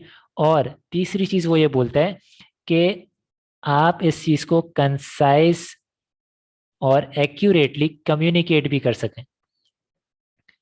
तो ये तीन चीजें आई कैप मांग रहा होता है: रिसर्च की कैपेबिलिटी, जजमेंट फॉर्म करने की और उसे रीजन करने की कैपेबिलिटी, और आपकी कम्युनिकेशन स्किल फॉर्मल और इनफॉर्मल कम्युनिकेशन में, कि आप कंसाइजली और इफेक्टिवली कम्युनिकेट कर पा रहे हैं मैटर। ये तीनों चीजें जब वो चेकर आपकी कॉपी चेक कर रहा होता है ना, तो ये तीनों चीजें आइडेंटिफाई होती हैं और इनके भी मार्क्स होंगे। आप किस तरीके से अपने क्वेश्चंस का, अपने आंसर का फ्लो लेकर के चल रहे हैं, इसके मार्क होते हैं। सिर्फ आपको कंक्लूजन में मार्क्स नहीं देगा आई कैप। स्टूडेंट ये समझता है कि इसका कंक्लूजन तो मेरा सही था, ये क्वेश्चन है 8 नंबर का क्वेश्चन है, कंक्लूजन मेरा सही था, इसका मतलब है मेरा क्वेश्चन सही हुआ, लॉ यही बोलता था, और खुश हो जाता है कि हाँ मैंने सही काम किया। लेकिन उसने ये स्किल्स मिस कर दी, उसने ये प्रॉपर तरीके से आंसर नहीं किया था, तो उसके सही है कंक्लूजन के उसे पूरे मार्क्स मिल जाएंगे, लेकिन बाकी मार्क्स उसके डिडक्ट हो जाएंगे। सही है। तो आपका कोर एरिया, जो बोल रहा हूँ ना, कोर एरिया वो नहीं बन पाएगा। आप कितनी भी मेहनत कर लें, अगर आपने प्रैक्टिकली वो क्वेश्चंस सॉल्व नहीं किए पेपर के ऊपर और उसे मैच नहीं किया जो आंसर्स हैं, और उसकी क्वालिटी नहीं देखी, तो आपको वो नंबर नहीं मिलेंगे। इवन दो कि आप सपोज ये कर रहे हैं कि यार मैंने पूरा पेपर किया और पूरे पेपर में मेरे जितने भी आंसर्स थे वो सारे सही थे। सही है। जैसे फाइनेंशियल रिपोर्टिंग में हर एक स्टेप का, हर एक डिस्क्लोजर का अलग से मार्क होता है, जैसे मैथमेटिक्स में हर एक स्टेप की अलग से मार्किंग होती है, उसी तरीके से यहाँ पे भी मार्किंग है, हर एक चीज़ की मार्किंग है। तो 50 मार्क्स आप सब कुछ सही करके भी 50 मार्क्स ऑब्टेन नहीं कर पाते, इसका रीज़न ये भी है। ये चीज़ आई कैप ने अपनी ग्रेड जब जहाँ पे एक्सप्लेन की हुई है वहाँ पे ये मैटर्स भी एक्सप्लेन किए हुए हैं। इन चीज़ों को अहमियत दें। सही है। एथिक्स वाली चीज़ इतनी ज़्यादा एग्जामिनेबल मेरे ख्याल से नहीं है, तो उसको इतना डिस्कस करने की ज़रूरत नहीं है। वो जब आप प्रैक्टिकल लाइफ में जा रहे होंगे तो वहाँ पे एथिक्स आ जाएंगी। लेकिन जो चीज़ पेपर के ऊपर एग्जामिन हो सकती है उसका हमें ध्यान रखना चाहिए। तो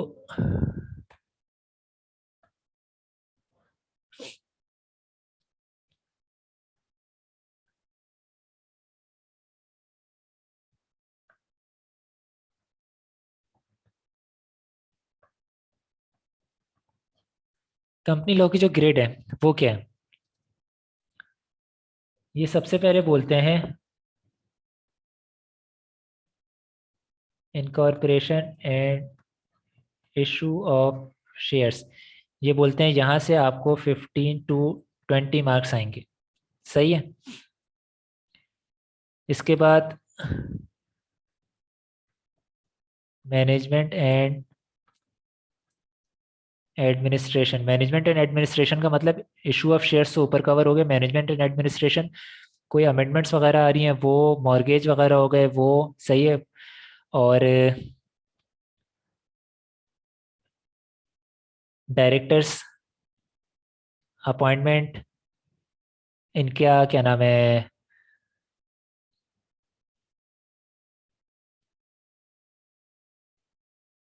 डायरेक्टर्स की मैनेजमेंट समझ लें। मीटिंग के अलावा, मीटिंग और उनकी प्रोसीडिंग्स के अलावा डायरेक्टर्स से रिलेटेड या दूसरे ऑफिस से रिलेटेड जो भी मैनेजमेंट है वो यहाँ पे कवर हो जाएगी मैनेजमेंट एंड एडमिनिस्ट्रेशन में। और ये मार्क्स आपके बनते हैं 20 to 25। सही है। मीटिंग एंड प्रोसीडिंग्स ये कंप्लीटली खुद ही क्लियर है। इसमें बोर्ड मीटिंग्स भी हैं, स्टेचुटरी मीटिंग भी है, जनरल मीटिंग भी है। सही है। 20 to 30 मार्क्स का ये है। इसके अलावा आपके आ जाते हैं डिविडेंड। डिविडेंड की अलग से एक रेगुलेशन है जो कि आई कैप कवर करवा रहा है। ये 15 to 20 मार्क्स की है। और पहले ये चीज़ नहीं हुआ करती थी, अब डल गई है वाइंडिंग अप। ये 15 to 20 मार्क्स का है। सही है। वाइंडिंग अप का बहुत ज़्यादा बड़ा जो है वो कोर्स नहीं है। तो अगर मैं देखूं तो ये जो लिमिट दी हुई है 85 टू 115 मार्क्स की दी हुई है। सही, बीच में तकरीबन 30 मार्क्स की जो है वो गैप है, 1500 से पहले 1500 के बाद। तो इसका ये मतलब मैं इजीली ले सकता हूँ कि यहाँ पे जितना भी दिया हुआ है तकरीबन 15 टू 30 मार्क्स ऊपर नीचे एक दूसरे में जा सकते हैं। ये जो ग्रिड दी हुई है ये फिक्स नहीं है।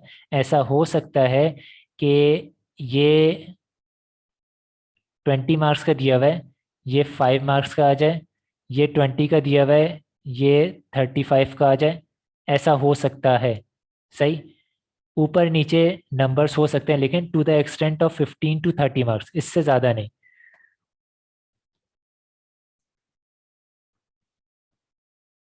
To the extent of 15 to 30 marks ये ऊपर नीचे हो सकता है, इससे ज़्यादा नहीं होगा।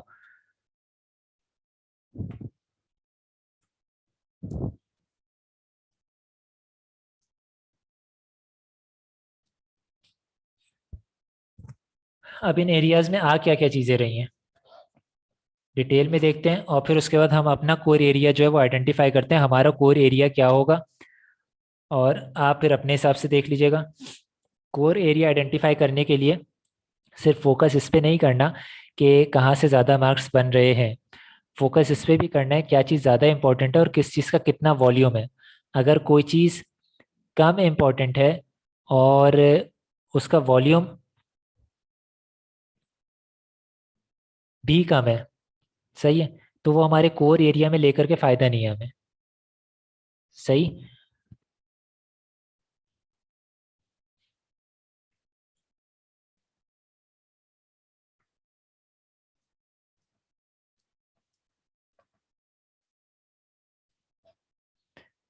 Incorporation and issue of shares में यहाँ पे क्या चीज़ें आ रही हैं, यहाँ पे आपके मेमोरेंडम एंड आर्टिकल वाली चीज़ आ रही होगी, ऑब्जेक्ट आ रहा होगा, इनकॉर्पोरेशन नेम रिजर्वेशन ये सारी चीज़ आ रही होगी। इसके अलावा इशू ऑफ शेयर्स का आ रहा होगा। सही है। इशू ऑफ शेयर्स के लिए जो टेस्टिंग लेवल है वो T1 का है, यानी मैक्सिमम 8 मार्क्स, इससे ज़्यादा नहीं। इनकॉर्पोरेशन से रिलेटेड जो है वो T2 है, इसका मतलब है ये चीज़ इंपॉर्टेंट हो सकती है। सही, इसको हम इग्नोर कर सकते हैं। अगर ये चीज़ हमारी हमें इसके ऊपर मेहनत कम करनी होती और ये चीज़ इजीली कवर हो जाती तो शायद हम इसे कोर एरिया में डाल लेते। लेकिन इशू ऑफ शेयर्स ऐसी चीज़ नहीं है जो कि बहुत इजी हो। सही है। फिलहाल हम अभी अपना कोर एरिया आइडेंटिफाई करते हुए जा रहे हैं, आखिर में जाके डिक्लेयर करेंगे क्या करना है। अभी जो इनकॉर्पोरेशन से रिलेटेड है इसको हम कोर एरिया में डाल ले रहे हैं।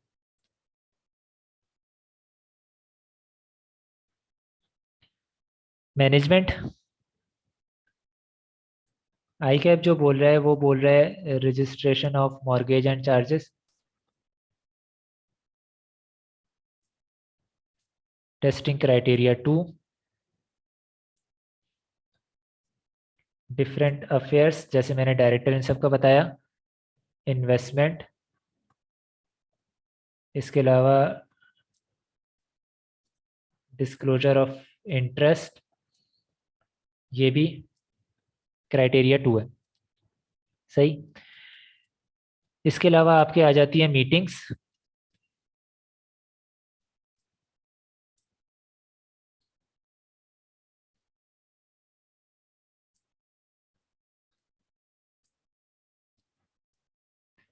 इसमें भी पूरा क्राइटेरिया T2 का है।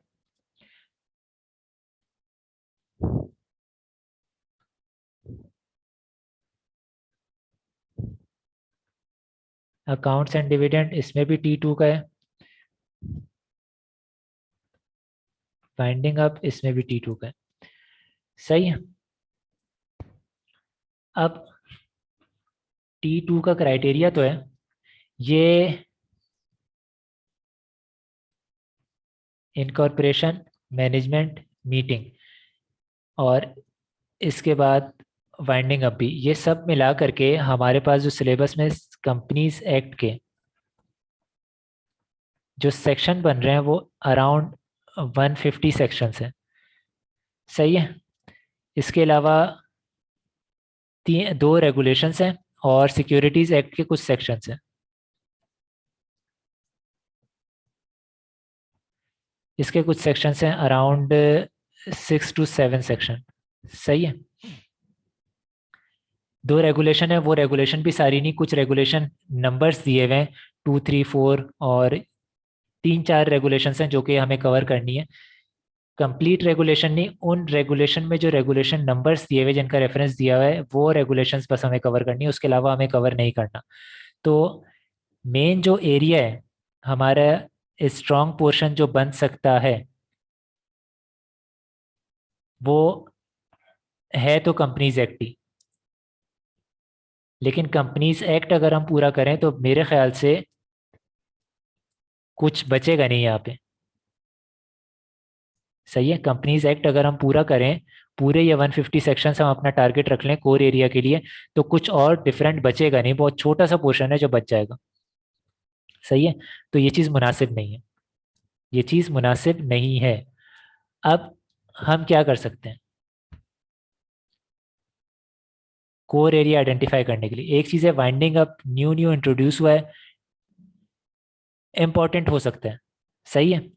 बाइंडिंग अप इम्पॉर्टेंट हो सकता है, आएगा, क्योंकि न्यू इंट्रोड्यूस हुआ है, आई कैप को मज़ा आएगा बार बार इसे एग्जामिन करने में। सही है। लेकिन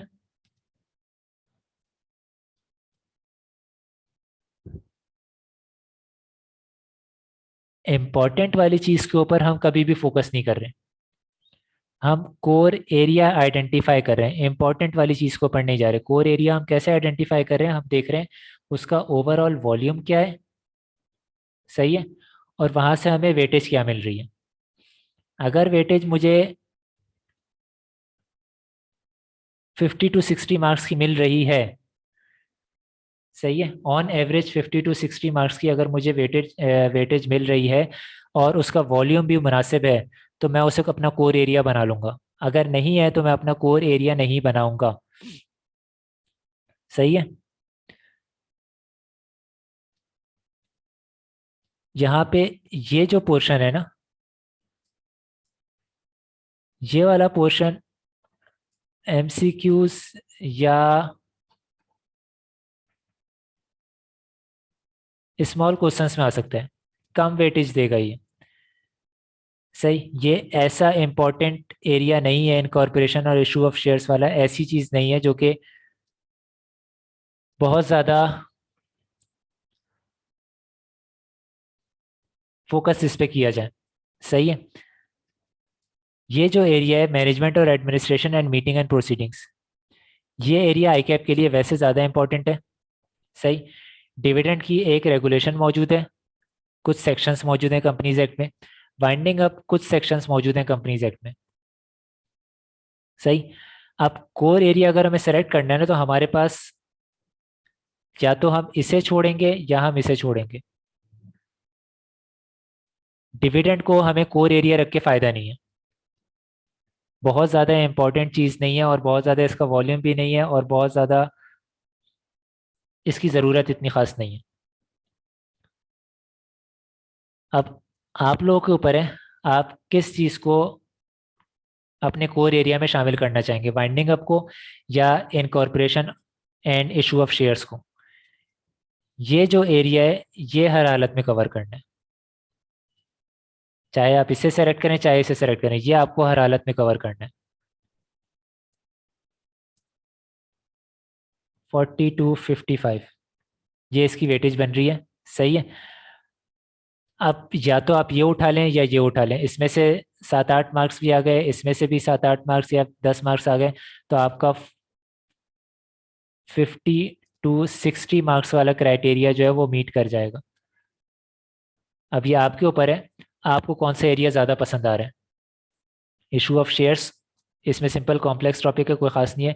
बाइंडिंग अब कोई ऐसी बड़ी चीज़ है ही नहीं इस पूरे टॉपिक में, कोई ऐसी बहुत ज़्यादा टेक्निकल चीज़ आ रही हो, कोई इशू कर रही हो, ऐसी कुछ भी नहीं है, सिंपल प्रोसीजरल चीज़ें वो आपको याद रखनी है और कुछ भी नहीं। सही है। तो इन दोनों में से ये एरिया आपको हर हालत में कोर रखना है, और या तो इस पे इसे आप कोर सेलेक्ट करेंगे या आप इसे कोर सेलेक्ट करेंगे, इसे करने की ज़रूरत मैं रिकमेंड नहीं कर रहा, बाकी आपके ऊपर है, आपको कैसा लगता है। अपना कोर एरिया सेलेक्ट करें, और उस कोर एरिया पे इतनी मेहनत होगी किस तरीके से कि आप सेक्शन भी पढ़ रहे होंगे, आप उसकी हिस्ट्री भी जान रहे होंगे, आप उसका पर्पस भी जान रहे होंगे क्यों आया है, और आप उसे बार बार सॉल्व करके भी उसके जो क्वेश्चंस हैं, उसके जो सिनेरियोज आ रहे हैं, वो सिनेरियोज भी बार बार सॉल्व करके देख रहे होंगे। और रिवीजन इस एरिया का बहुत स्ट्रांग होना चाहिए। ये चीज़ आपकी हो गई, पास आप इजीली हो जाओगे, क्योंकि रिमेनिंग पोर्शन में से आपके पास ज़्यादा बचता ही नहीं है मार्क्स उठाने के लिए। आपको 50 मार्क्स लेने हैं, आपको 80-90 मार्क्स नहीं लेने, आपको उसकी मेहनत ही नहीं करनी। लेकिन 50 मार्क्स इस तरीके से लेने हैं कि आपको पता हो कि मैं बहुत स्ट्रांग हूँ इस पोर्शन में, आपको वो स्ट्रांग, उतना स्ट्रांग होना है उस पोर्शन में, तभी आप ले सकते हैं। अगर आप नहीं हो रहे हैं स्ट्रांग, तो आप फिर इम्पोर्टेंट वाली चीज़ के ऊपर ही जाएंगे, जैक ऑफ ऑल की तरफ जाएंगे। सही। हर टॉपिक थोड़ा थोड़ा बेहतर किया हुआ है, इसमें से जो टॉपिक ज़्यादा इंपॉर्टेंट लग रहा है उसको देख लें। यहाँ पे आप देखें, यहाँ पे मैं ग्रिड में से एरिया आइडेंटिफाई कर रहा हूँ, मैं यहाँ पे आपको वो टॉपिक्स नहीं बता रहा। सही है। नीचे जो टॉपिक्स दिए हुए हैं, इन टॉपिक्स को मैं नहीं बता रहा कि आप ये वाला टॉपिक करें, ये वाला करें। एरिया आइडेंटिफाई कर रहा हूँ। सही। आपको एरिया आइडेंटिफाई करना है और उसके हिसाब से अपनी मेहनत करनी है। ये चीज़ क्लियर है।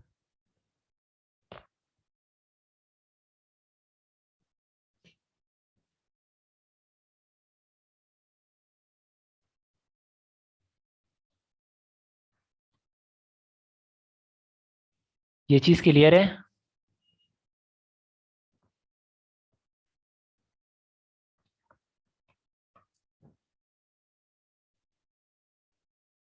हमने अभी तक क्या क्या कर लिया?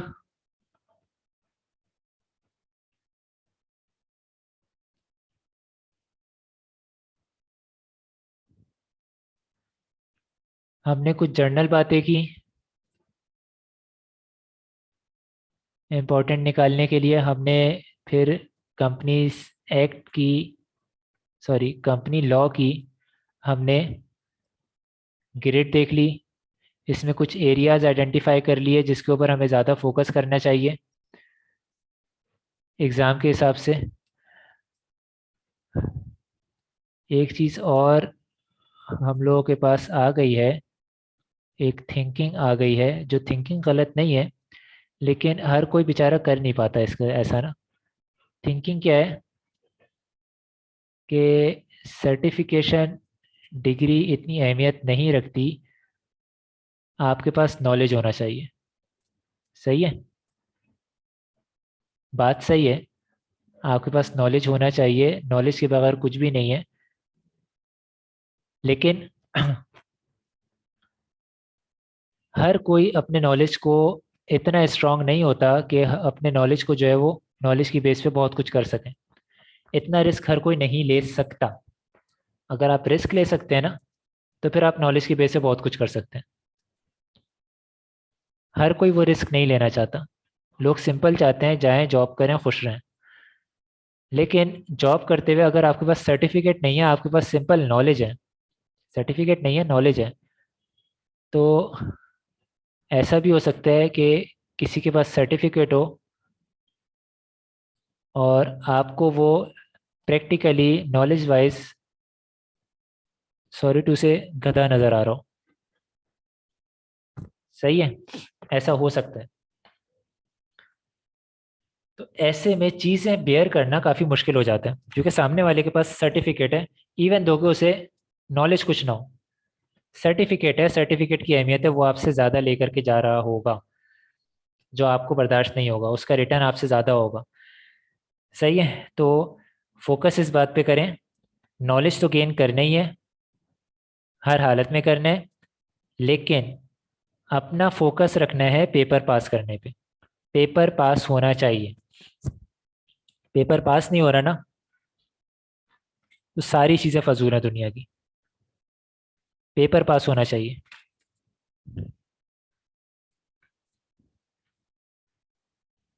सही है।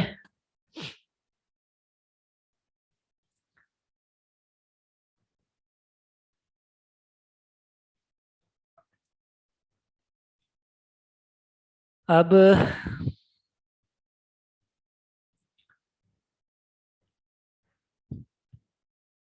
हम अपने कोर्स का स्टार्ट करते हैं। मेरे ख्याल से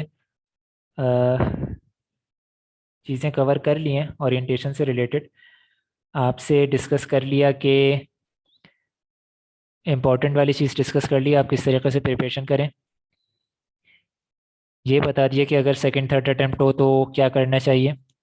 आपका कोर्स ऑफ एक्शन हमेशा हर हालत में चेंज होना चाहिए। आप जब न्यू अटेम्प्ट देने जा रहे हो, अगर सेम माइंडसेट और सेम एफर्ट्स के साथ जाओगे तो सेम रिजल्ट भी आएगा। तो आपको रिजल्ट अगर डिफरेंट चाहिए तो आपको एफर्ट्स भी डिफरेंट करनी पड़ेंगी। इसके साथ साथ आपका, हमने कंपनीज एक्ट की ग्रेड डिस्कस कर ली, इसमें टॉपिक्स डिस्कस कर लिए, सेक्शंस ही बता दिए तकरीबन कितने सेक्शन है, वॉल्यूम बता दिएगा 150 सेक्शंस ये होगा, और इसके अलावा दूसरी रेगुलेशन और कुछ और सेक्शन आप अगर ऐड ऑन कर लें तो तकरीबन 272 सेक्शंस ये बन जाते हैं। सही है, जो आपको टोटल पढ़ने हैं इसमें। और ये कोई डिफ़िकल्ट चीज़ नहीं है। अब अगर अंडरस्टैंडिंग में मैं कोशिश ये करूँगा कि मैं इस तरीके से चलूँ कि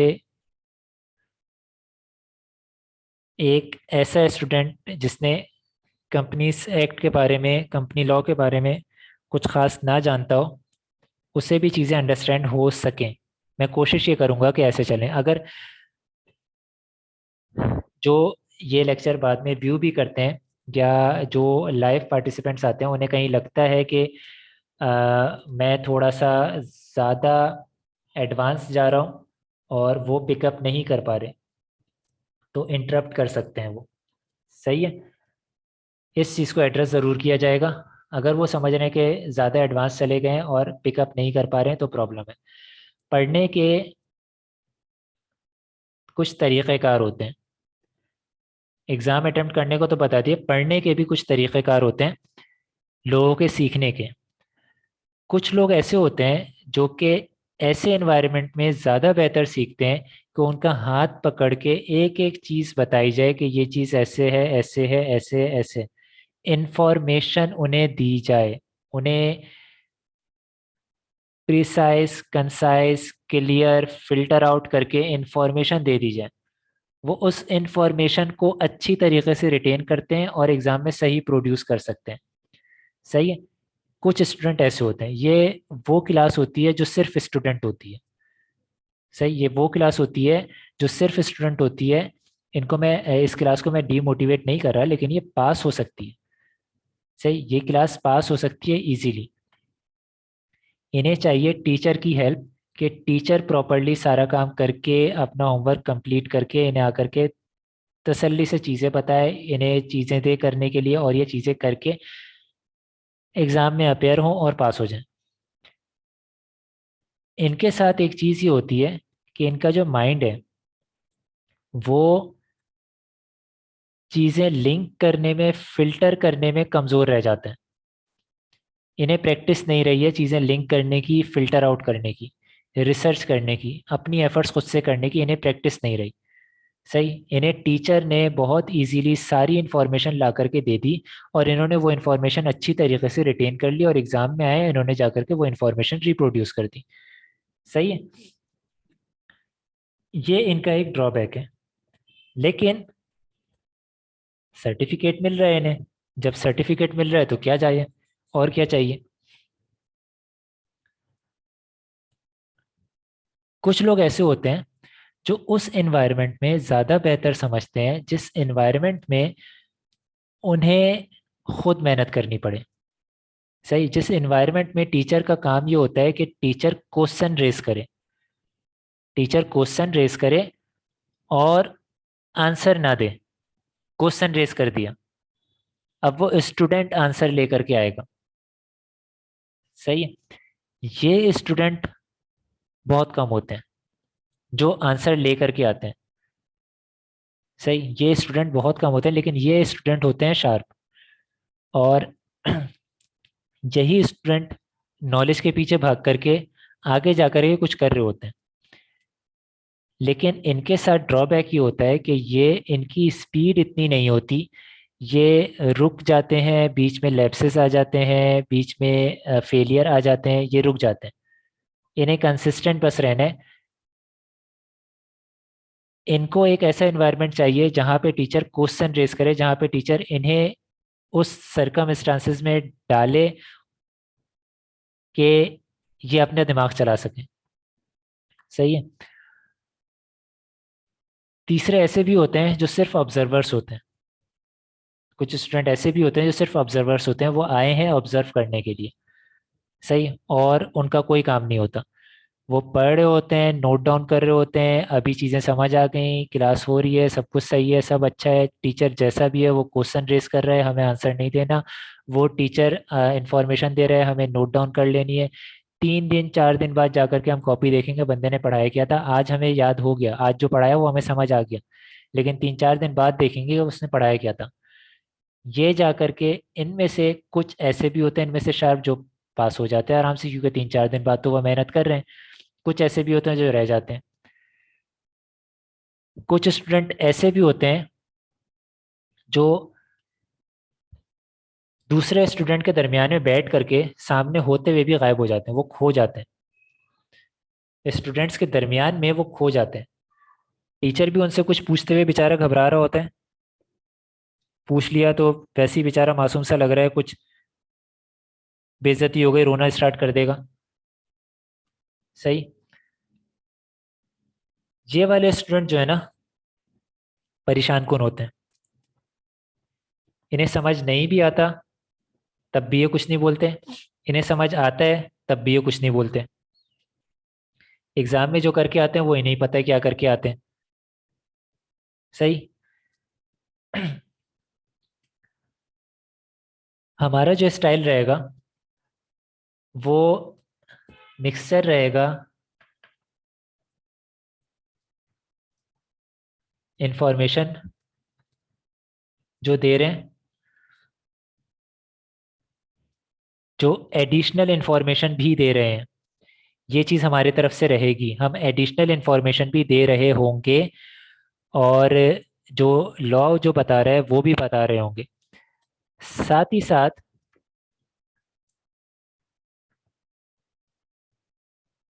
हम क्वेश्चन भी रेज करेंगे। सही है। और क्वेश्चन रेज करने के बाद हम खामोश रहेंगे, ये बता दूं। मैंने क्वेश्चन रेज किया, उसके बाद मैं खामोश हूं। मैं आंसर नहीं करूंगा जब तक कि आंसर आता नहीं। सही है। इंफॉर्मेशन हाथ पकड़ के सारी चीजें कराना, ये वाली चीज मेरे ख्याल से इस स्टेज के लिए बेहतर नहीं है। लेकिन तमाम इंफॉर्मेशन दे देना, ये वाली चीज इस लेवल के लिए अच्छी बात है कि तमाम इंफॉर्मेशन दे दी। लेकिन लेकिन उस इंफॉर्मेशन की एप्लीकेशन का तरीक़ेकार बता दिया। अब रिमेनिंग दिमाग चलाना आपका काम है। जो क्वेश्चन रेस करेंगे वो उस इंफॉर्मेशन की एप्लीकेशन से रिलेटेड होगा। वो आपकी किसी पास्ट इंफॉर्मेशन को या तो निगेट करेगा या वो उसे अफर्मेटिव रिस्पॉन्स होगा उसके लिए। सही है। तो हमारा स्टाइल ये रहेगा। अब अगर इस स्टाइल में कभी ऐसा लगता है कि नहीं यार ये स्टाइल नहीं रह पा रहा है, हमें चीज़ समझ नहीं आ पा रही है, तो इंटरप्ट करना, बताना, चाहे वो लाइव क्लास में बताएं, चाहे वो ग्रुप पे बताएं, चाहे वो कहीं पे भी बताएं, ये बताना आपका काम है ताकि उस चीज़ को कंसिडर किया जाए। हमने जो फोकस करना है वो इस तरीके से करना है, कोई लॉ है उसको एक्सप्लेन करना, उसकी हिस्ट्री बताना, उसका कंटेक्स्ट बताना, उसका पर्पस बताना, ये हमारा काम है। सही है। हो सकता है कुछ ऐसे भी लॉज हो जिसके लिए ये सारी इन्फॉर्मेशन बतानी जरूरी नहीं है, लेकिन अगर आपको लगता है कि नहीं यार ये वाली इन्फॉर्मेशन मेरे पास होती तो ज्यादा बेहतर होता, तो आप बताएं, ये चीज उसके लिए भी बताई जाएगी। सही। कि ये हर लॉ जो यहाँ पे बना है पाकिस्तान में या कहीं पे भी बना है, उसके पीछे कुछ ना कुछ हिस्ट्री रही है। सही। कुछ ना कुछ वजह रही है तभी लॉ में वो चीज आई है। तो वो वजह हमें बतानी है, वो वजह हम आपको बताएंगे। प्लस रीज़न हमें पता चल गया लॉ का, लॉ क्या आया हमें ये पता चल गया। अब उस रीज़न को देखते हुए उस लॉ की एप्लीकेशन क्या है, वो एप्लीकेशन भी हम बता रहे होंगे, और वो एप्लीकेशन भी मैं बता रहा होऊंगा आपको। लेकिन साथ ही साथ फिर कुछ क्वेश्चंस भी रेज करूंगा, उन क्वेश्चंस का रिस्पॉन्स आपको देना है। सही है, हमारा तरीक़ेकार ये रहेगा, उन क्वेश्चंस का रिस्पॉन्स आपको देना है। हमारा तरीक़ेकार इस तरह का रह रहा होगा। अब ज़रा हम चल लेते हैं अपने कंपनी लॉ की कोर्स की तरफ। कुछ चीज़ें आज हम कवर कर लेंगे जो कल रिपीट कर रहे होंगे, और फिर देखते हैं। सही है,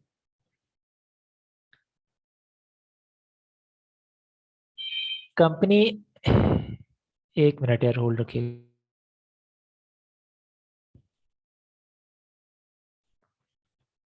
मेरी आवाज़ आ रही है? सही। अच्छा, पाकिस्तान में या कहीं भी यूजुअली जो बिजनेसेस हैं वो तीन टाइप के नज़र आते हैं हमें। बिजनेसेस जो हैं वो तीन टाइप के नज़र आ रहे होते हैं। पहला,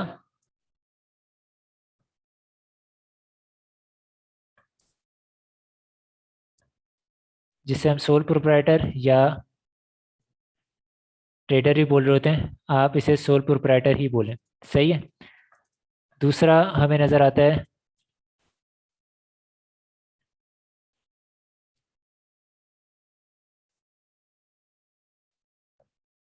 पार्टनरशिप। तीसरा लिमिटेड लाइबिलिटी कंपनी। ये तीन चीज़ें नज़र आ रही होती हैं। सही है, आप इसे लिमिटेड लाइबिलिटी नहीं सिर्फ कंपनी बोल रहे हैं। तीन चीज़ें नज़र आ रही होती हैं, पार्टनरशिप, लिमिटेड लाइबिलिटी भी हो सकती है, और अनलिमिटेड भी हो सकती है। कंपनी भी अनलिमिटेड भी हो सकती है, और लिमिटेड लाइबिलिटी भी हो सकती है। अब अगर एक बिजनेस की फॉर्म मौजूद थी, लोग अपने नाम पे कुछ बिजनेसेस कर रहे थे, तो हमें इनकी क्या ज़रूरत पड़ी, पार्टनरशिप की ज़रूरत क्यों पड़ी? पार्टनरशिप की ज़रूरत तो सिंपल इसलिए पड़ी कि भाई ज़रूरी नहीं कि सारी की सारी रिसोर्सेज एक ही पर्सन के पास हो। सही। जिस पर्सन के पास स्किल्स हैं हो सकता है उसके पास फंड्स ना हो। सही है, उसके पास दूसरी रिसोर्सेज ना हो, जिसके पास दूसरी रिसोर्सेज ना हो सकता है उसके पास स्किल्स ना हो। सही है। तो अगर रिसोर्सेज डिस्ट्रीब्यूटेड हैं दो या तीन या चार लोगों के दरमियान में, अगर उन्हें कोई बिजनेस एक्टिविटी परफॉर्म करनी है तो वो पार्टनरशिप में करेंगे। सही है। सोल प्रोप्राइटर क्या है, रिसोर्सेज स्किल्स सारी चीज़ें एक ही बंदे के पास हैं, वो रिस्क ले रहा है और सामने से काम करवा रहा है, जो भी है वो कर रहा है, वो पर्सन रिस्पॉन्सिबल है। ऐसे में सोल प्रोप्राइटर में, वो सोल प्रोप्राइटर कोई अपना बिजनेस नहीं है, वो पर्सन है जो कि रिस्पॉन्सिबल है, जो कि वो बिजनेस लेकर के चल रहा है। वो पर्सन हर चीज़ के लिए रिस्पॉन्सिबल है। वो एसेट्स जो उस बिजनेस के हैं वो भी उस पर्सन के हैं, जो लाइबिलिटीज उस बिजनेस की है वो भी उस पर्सन की है। सही है। सोल प्रोप्राइटर में एसेट्स और लाइबिलिटीज दोनों चीज़ें उस इंडिविजुअल पर्सन की होंगी जो कि उसे लेकर के चल रहा है। सही। अगर उस बिजनेस के ऊपर कोई केस होता है तो वो उस पर्सन पे केस होगा जो कि वो बिजनेस लेकर के चल रहा है। अगर वो पर्सन किसी पे केस कर रहा है बिजनेस के लिए, तो वो पर्सन पर्सनल कैपेसिटी में किसी दूसरे पर्सन को केस फाइल करेगा उसके अगेंस्ट। सही। तो यहाँ पे जो सोल प्रोप्राइटरशिप है ना, इसका जो ऑनर है वही बेसिकली यहाँ पे एंटिटी होता है, इसके अलावा कोई नहीं होता। पार्टनरशिप में वो तीन चार लोग वो तीन चार लोग जो हैं, जो कि जिन्होंने पार्टनरशिप फॉर्म की है, वो सारे के सारे पार्टनर्स कहलाते हैं, और ये पार्टनरशिप अलग से एक एंटिटी रिकॉग्नाइज होती है। सही है। अब ये लिमिटेड लाइबिलिटी अनलिमिटेड लाइबिलिटी क्या है ये हम बाद में चलते हैं देखते हैं। यहाँ पे पार्टनरशिप अलग से एक एंटिटी बनी हुई होगी, एक अलग से पर्सन है, और जो पार्टनर्स हैं वो अलग हैं। सही है। एक यहाँ पे चीज़ आ जाती है, वो क्या आती है कि पार्टनरशिप को हम अलग से मान तो लेते हैं कि ये एसोसिएशन अलग है, लेकिन इसकी लाइबिलिटीज, इसकी दूसरी चीजें सेपरेट नहीं हो पाती पार्टनर्स से। पार्टनर्स पर्सनली लायबल भी होते हैं और पार्टनरशिप भी पर्सन्स के लिए लायबल होती है। सही। तो ऐसे सर्कमस्टांसेस आ सकते हैं जिसमें पार्टनरशिप और पार्टनर की अपनी अपनी चीज़ें अलग अलग ना हो। सही है, दोनों को रिकॉग्नाइज अलग किया जाता है, दोनों की रजिस्ट्रेशन अलग हो रही होती है गवर्नमेंट लॉज के अंडर में, लेकिन दोनों की जो रिसोर्सेज हैं, दोनों की जो लाइबिलिटीज हैं, वो सेपरेट कंसिडर करते हुए भी एक दूसरे से लिंक होती हैं। सही है। कंपनी का कॉन्सेप्ट इसलिए आया कि जो पर्सन बिजनेस कुछ कर रहे हैं, जो भी पर्सन बिजनेस कुछ कर रहे हैं, तो वो ये नहीं चाहते कि उनके पर्स जितना उन्होंने बिजनेस किया है ना, बिजनेस के लिए जो कैपिटल उन्होंने लगाया, वो ये चाहते हैं कि जितना मैंने कैपिटल लगाया, जितना कैपिटल जनरेट किया, बस यही बिजनेस के लिए हो, इसी में एसेट्स और लाइबिलिटीज इसी क्यों, मेरे पर्सनल एसेट्स और लाइबिलिटीज मैं सिक्योर रख सकूं। सही है।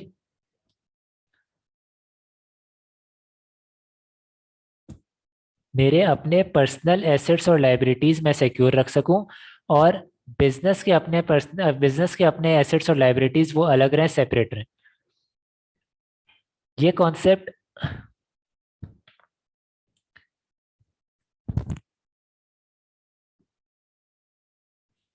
बेसिकली आने की वजह इसकी एक और थी। वो ये थी कि कुछ पर्सन्स हैं, बहुत सारे लोग हैं जो छोटे छोटे फंड्स रखते हैं, लेकिन वो सारे फंड्स अगर एक जगह पे जाएं तो बड़ा फंड हो जाएगा। सही। और वो जो बड़ा फंड हो रहा है, वो कोई बड़ा काम कर सकता है। सही है। वो जो बड़ा काम कर सकता है, वो ह्यूज फंड जो बड़ा काम कर सकता है, क्या वो 40 50 70 जितने भी लोग हैं जिन्होंने ये सारे फंड्स दिए थे, क्या वो सब के सब आकर के उस फंड को मैनेज करें? क्या ये चीज़ मुनासिब होगी? 60 70 लोगों के डिसीजन हर चीज़ के ऊपर, हर ऑपरेशन के ऊपर हम ले रहे हो, ये चीज़ मुनासिब नहीं है, और चीज़ कंप्लीटली सही तरीके से चल नहीं पाएगी। तो इसके लिए क्या किया गया, कुछ लोगों को नॉमिनेट किया जाए जो ये फंड को मैनेज करें।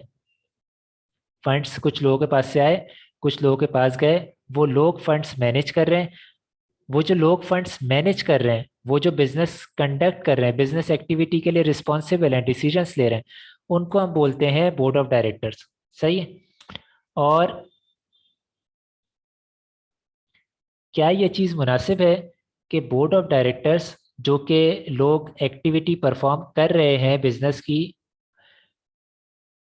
उनके अपने पैसे तो नहीं है, उन्हें तो कुछ ना कुछ रेम्यूनरेशन मिल रही है, कुछ ना कुछ बेनिफिट्स मिल रहे हैं ये काम परफॉर्म करने के लिए, बिजनेस कंडक्ट करने के लिए। पैसे किसी और के हैं, ऑनरशिप किसी और की है। तो क्या ये चीज़ रीजनेबल है कि जिस किसी की ऑनरशिप है, मैं उसे पर्सनली लायबल करूं इसके सारी एक्टिविटीज के लिए जो ये फंड्स बना था? ये चीज़ रीजनेबल नहीं है। क्यों? क्योंकि उस पर्सन को तो पता ही नहीं कि क्या अभी चल रहा है। पीरियोडिकल हो सकता है उसे कुछ पता चल रहा हो, लेकिन उस पर्सन को तो एक्चुअल तो पता ही नहीं है क्या चीज़ चल रही है। जो चल रही है, जो पता है, वो तो डायरेक्टर को पता है, और डायरेक्टर का अपना कोई स्टेक इतना खास है नहीं। सही है। तो ऐसे में ज़रूरत पड़ी किसी ऐसी एंटिटी की जिसकी लाइबिलिटी लिमिटेड रहे सिर्फ उस अमाउंट तक जितनी अमाउंट उसमें इन्वेस्ट की गई है। जितनी अमाउंट इन्वेस्ट की गई है, बस उतने तक उसकी लाइबिलिटी सेटल्ड होंगी, वो एसेट रियलाइज करेगी। इसके अलावा किसी पर्सन के अपने पर्सनल एसेट हैं जिसने उसमें इन्वेस्ट किया था, उसके पर्सनल एसेट महफूज रहेंगे इसकी लाइबिलिटीज से। सही है। और उसने जो भी अमाउंट यहाँ पे इन्वेस्ट की है, ये उसके लिए इन्वेस्टमेंट है, उसे कुछ ना कुछ रिटर्न मिल रहा होगा, लेकिन ये कंपनी का एसेट होगा। सही है। ये उस फंड का एसेट होगा। वो फंड इसे यूटिलाइज करेगा अपनी रिसोर्सेज जनरेट करने के लिए, अपनी एक्टिविटीज परफॉर्म करने के लिए, अपनी डिस्क्रिशन पे। ये जो कॉन्सेप्ट आया था इस फंड का, उस फंड को जो बोल रहे हैं वो कंपनी बोल रहे हैं। सही। उस फंड को कंपनी बोला जा रहा है।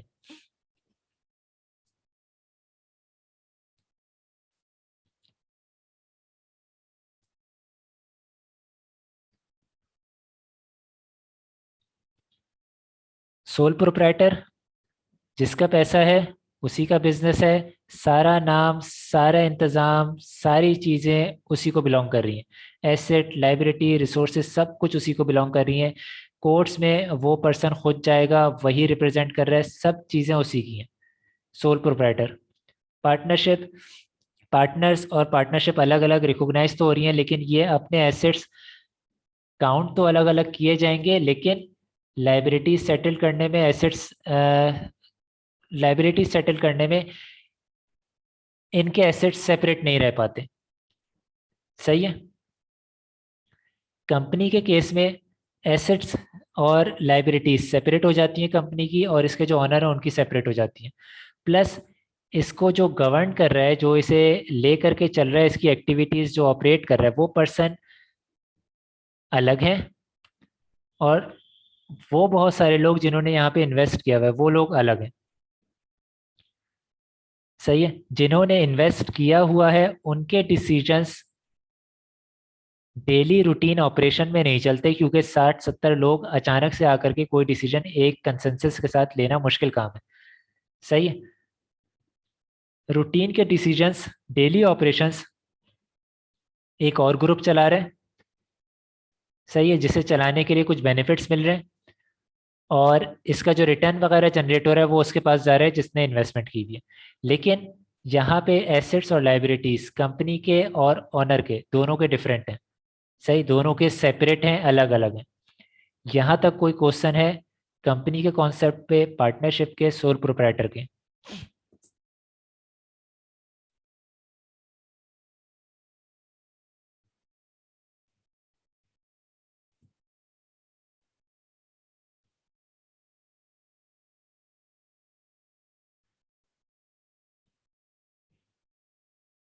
यहाँ तक कोई क्वेश्चन?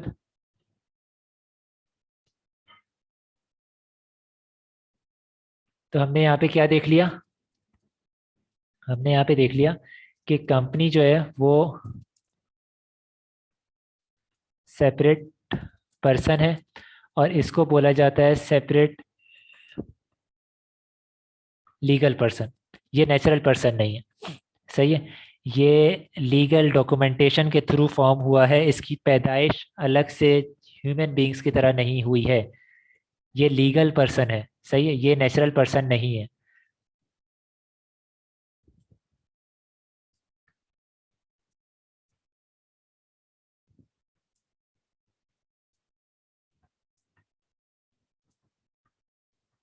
सेपरेट एसेट्स और लाइबिलिटीज होते हैं कंपनी के।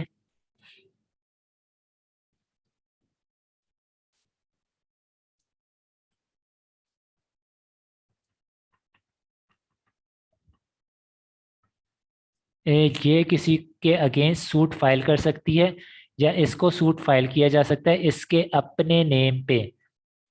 सही है।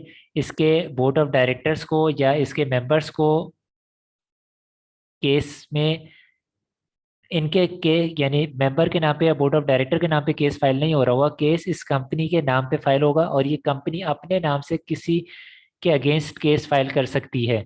सही है। ये वाला कॉन्सेप्ट समझ आया?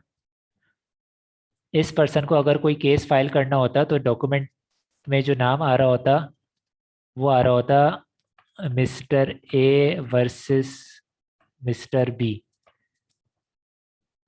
इस पर्सन का नाम होता है ये। सही है।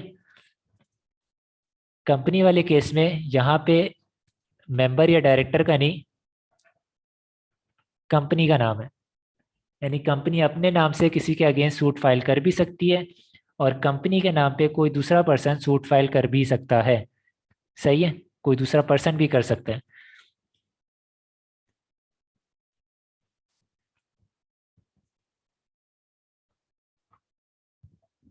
यहाँ तक चीज़ क्लियर है?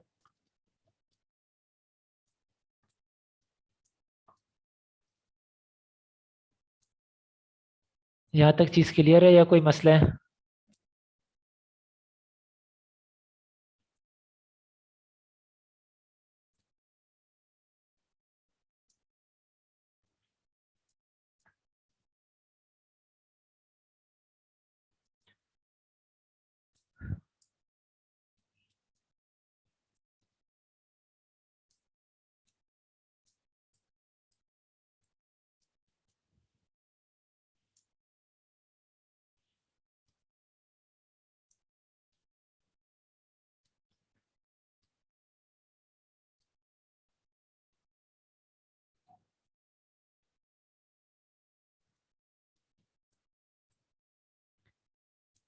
ये टैक्सेस खुद पे करेगी।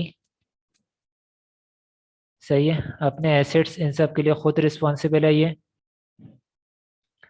प्लस इसकी डेथ नहीं होती, इस कंपनी की डेथ नहीं होती। डेथ ना होने का मतलब, इस कंपनी को अगर ख़त्म करना है, जैसे ये क्रिएट हुई थी, जैसे ये बनी थी, वैसे ही ये ख़त्म भी होगी। सही है, ये डॉक्यूमेंटेशन के थ्रू बनी थी और ये डॉक्यूमेंटेशन के ही थ्रू ख़त्म होगी। ये कॉन्सेप्ट कहलाता है परपीचुअल सक्सेशन। ये चलती रहती है। सही है, ये जिंदा रहती है।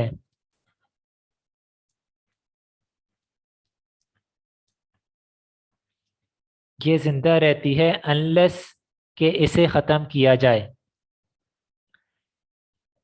इसके मेंबर्स थे जिन्होंने इसमें शेयर होल्डिंग रखी थी, जिन्होंने इस कंपनी को बनाया था, उनकी डेथ हो गई, उन सब की डेथ हो गई। कंपनी ख़त्म नहीं होगी। सही है, कंपनी अपनी जगह पे रहेगी।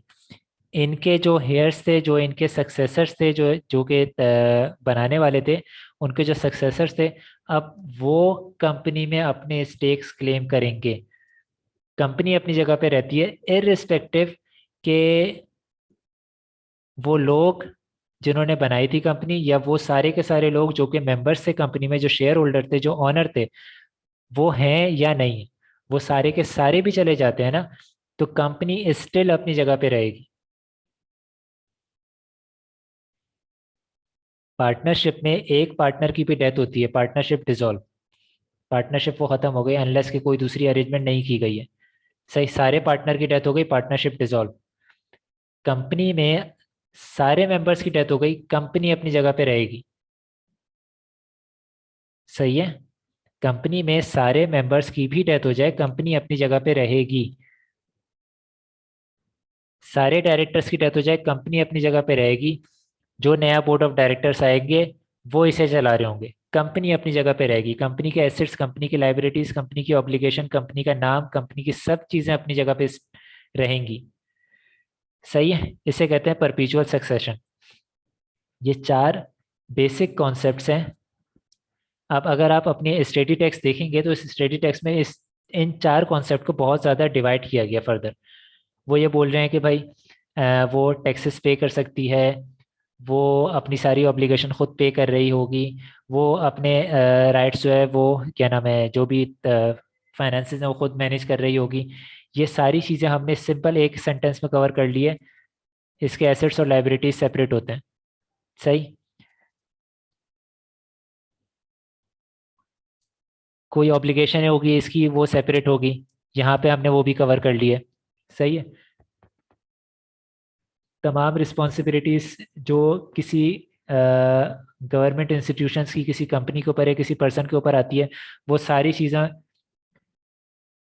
फुलफिल करने की रिस्पॉन्सिबिलिटी कंपनी की खुद की होगी। सही है, तो कंपनी रिस्पॉन्सिबल होगी।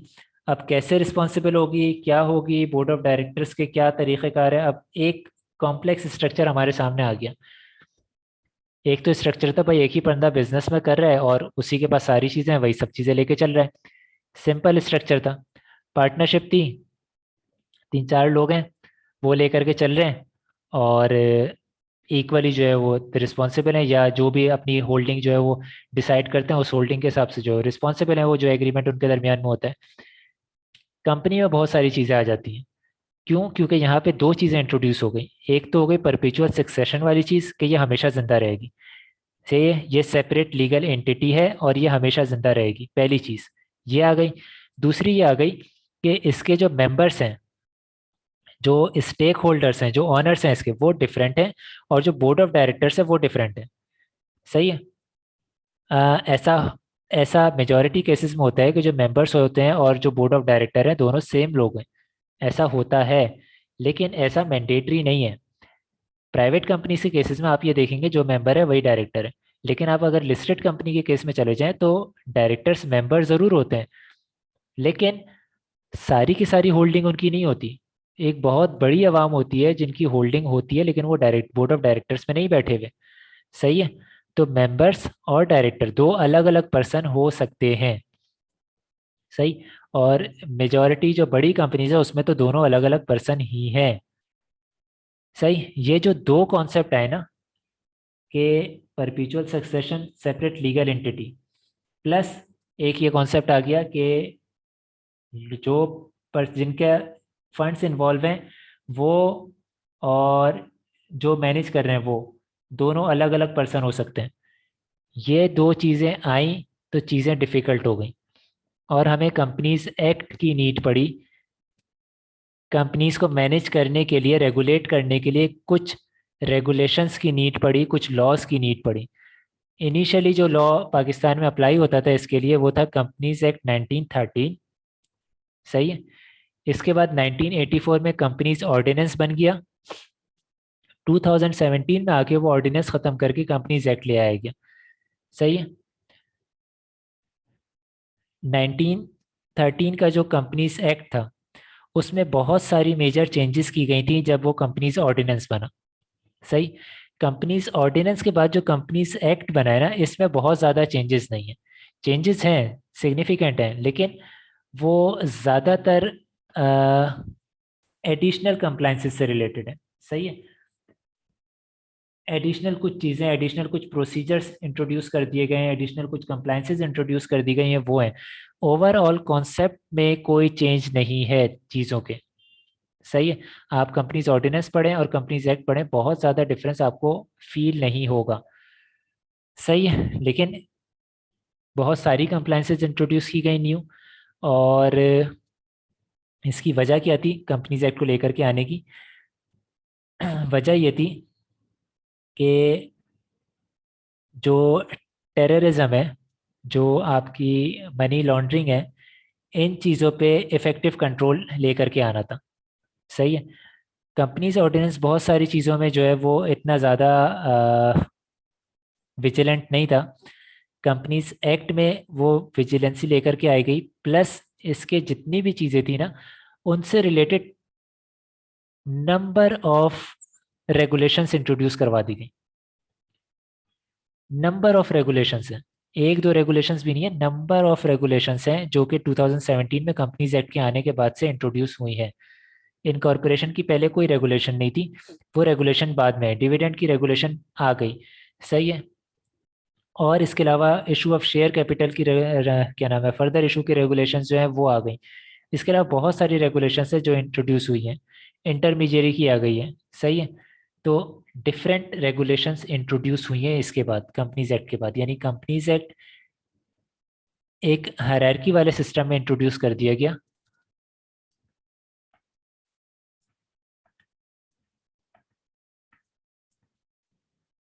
कॉन्स्टिट्यूशन ऑफ पाकिस्तान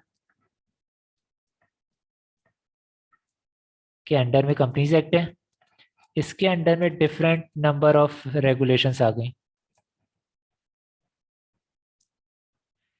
जहाँ जहाँ यहाँ पे मेजॉरिटी ऑफ केसेस में, जहाँ जहाँ ये मेंशन है कि कमीशन जैसा स्पेसिफाई करेगा, तो उसको स्पेसिफाई करने के लिए वहाँ वहाँ रेगुलेशंस आ गई हैं।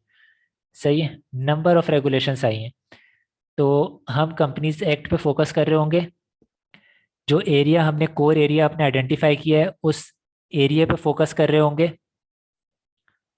और कोशिश ये करेंगे कि वो जो एरिया है वो हमारे कंट्रोल से बाहर ना हो रहा हो। अभी जो यहाँ पे हमने थोड़ा बहुत जो भी डिस्कस किया कि F7 का सिलेबस से रिलेटेड, ये ऐसा पोर्शन है जो कि यूजुअल नहीं है कि वो आए।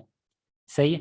हम जब लॉस के ऊपर आएंगे तो फिर हम काफ़ी डिटेल में चीज़ें लेकर के चलेंगे। सिर्फ और सिर्फ एक कॉन्सेप्ट बिल्ड करने के लिए ये पूरी डिस्कशन हुई है कि कंपनी कैसे आई है और पाकिस्तान में इसकी क्या हिस्ट्री रही है। सही है। यहाँ तक कोई क्वेश्चन है? अगर नहीं है तो फिर हम इसे आज का वाइंड अप कर लेते हैं।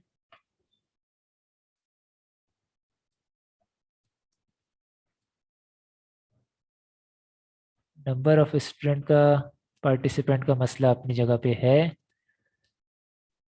हम इसे वाइंड अप करते हैं आज का। बाकी नेक्स्ट क्लास कैसे रखनी है, क्या रखनी है, ये हम ग्रुप पे डिस्कस करके डिसाइड कर लेंगे टाइमिंग। मेरे ख्याल से इसकी जो टाइमिंग होगी वो इवनिंग में ही होगी। इतनी नाइट टाइमिंग में वैसे नहीं होगी, लेकिन इवनिंग में ही होगी। सही है। कोई क्वेश्चन नहीं है जी?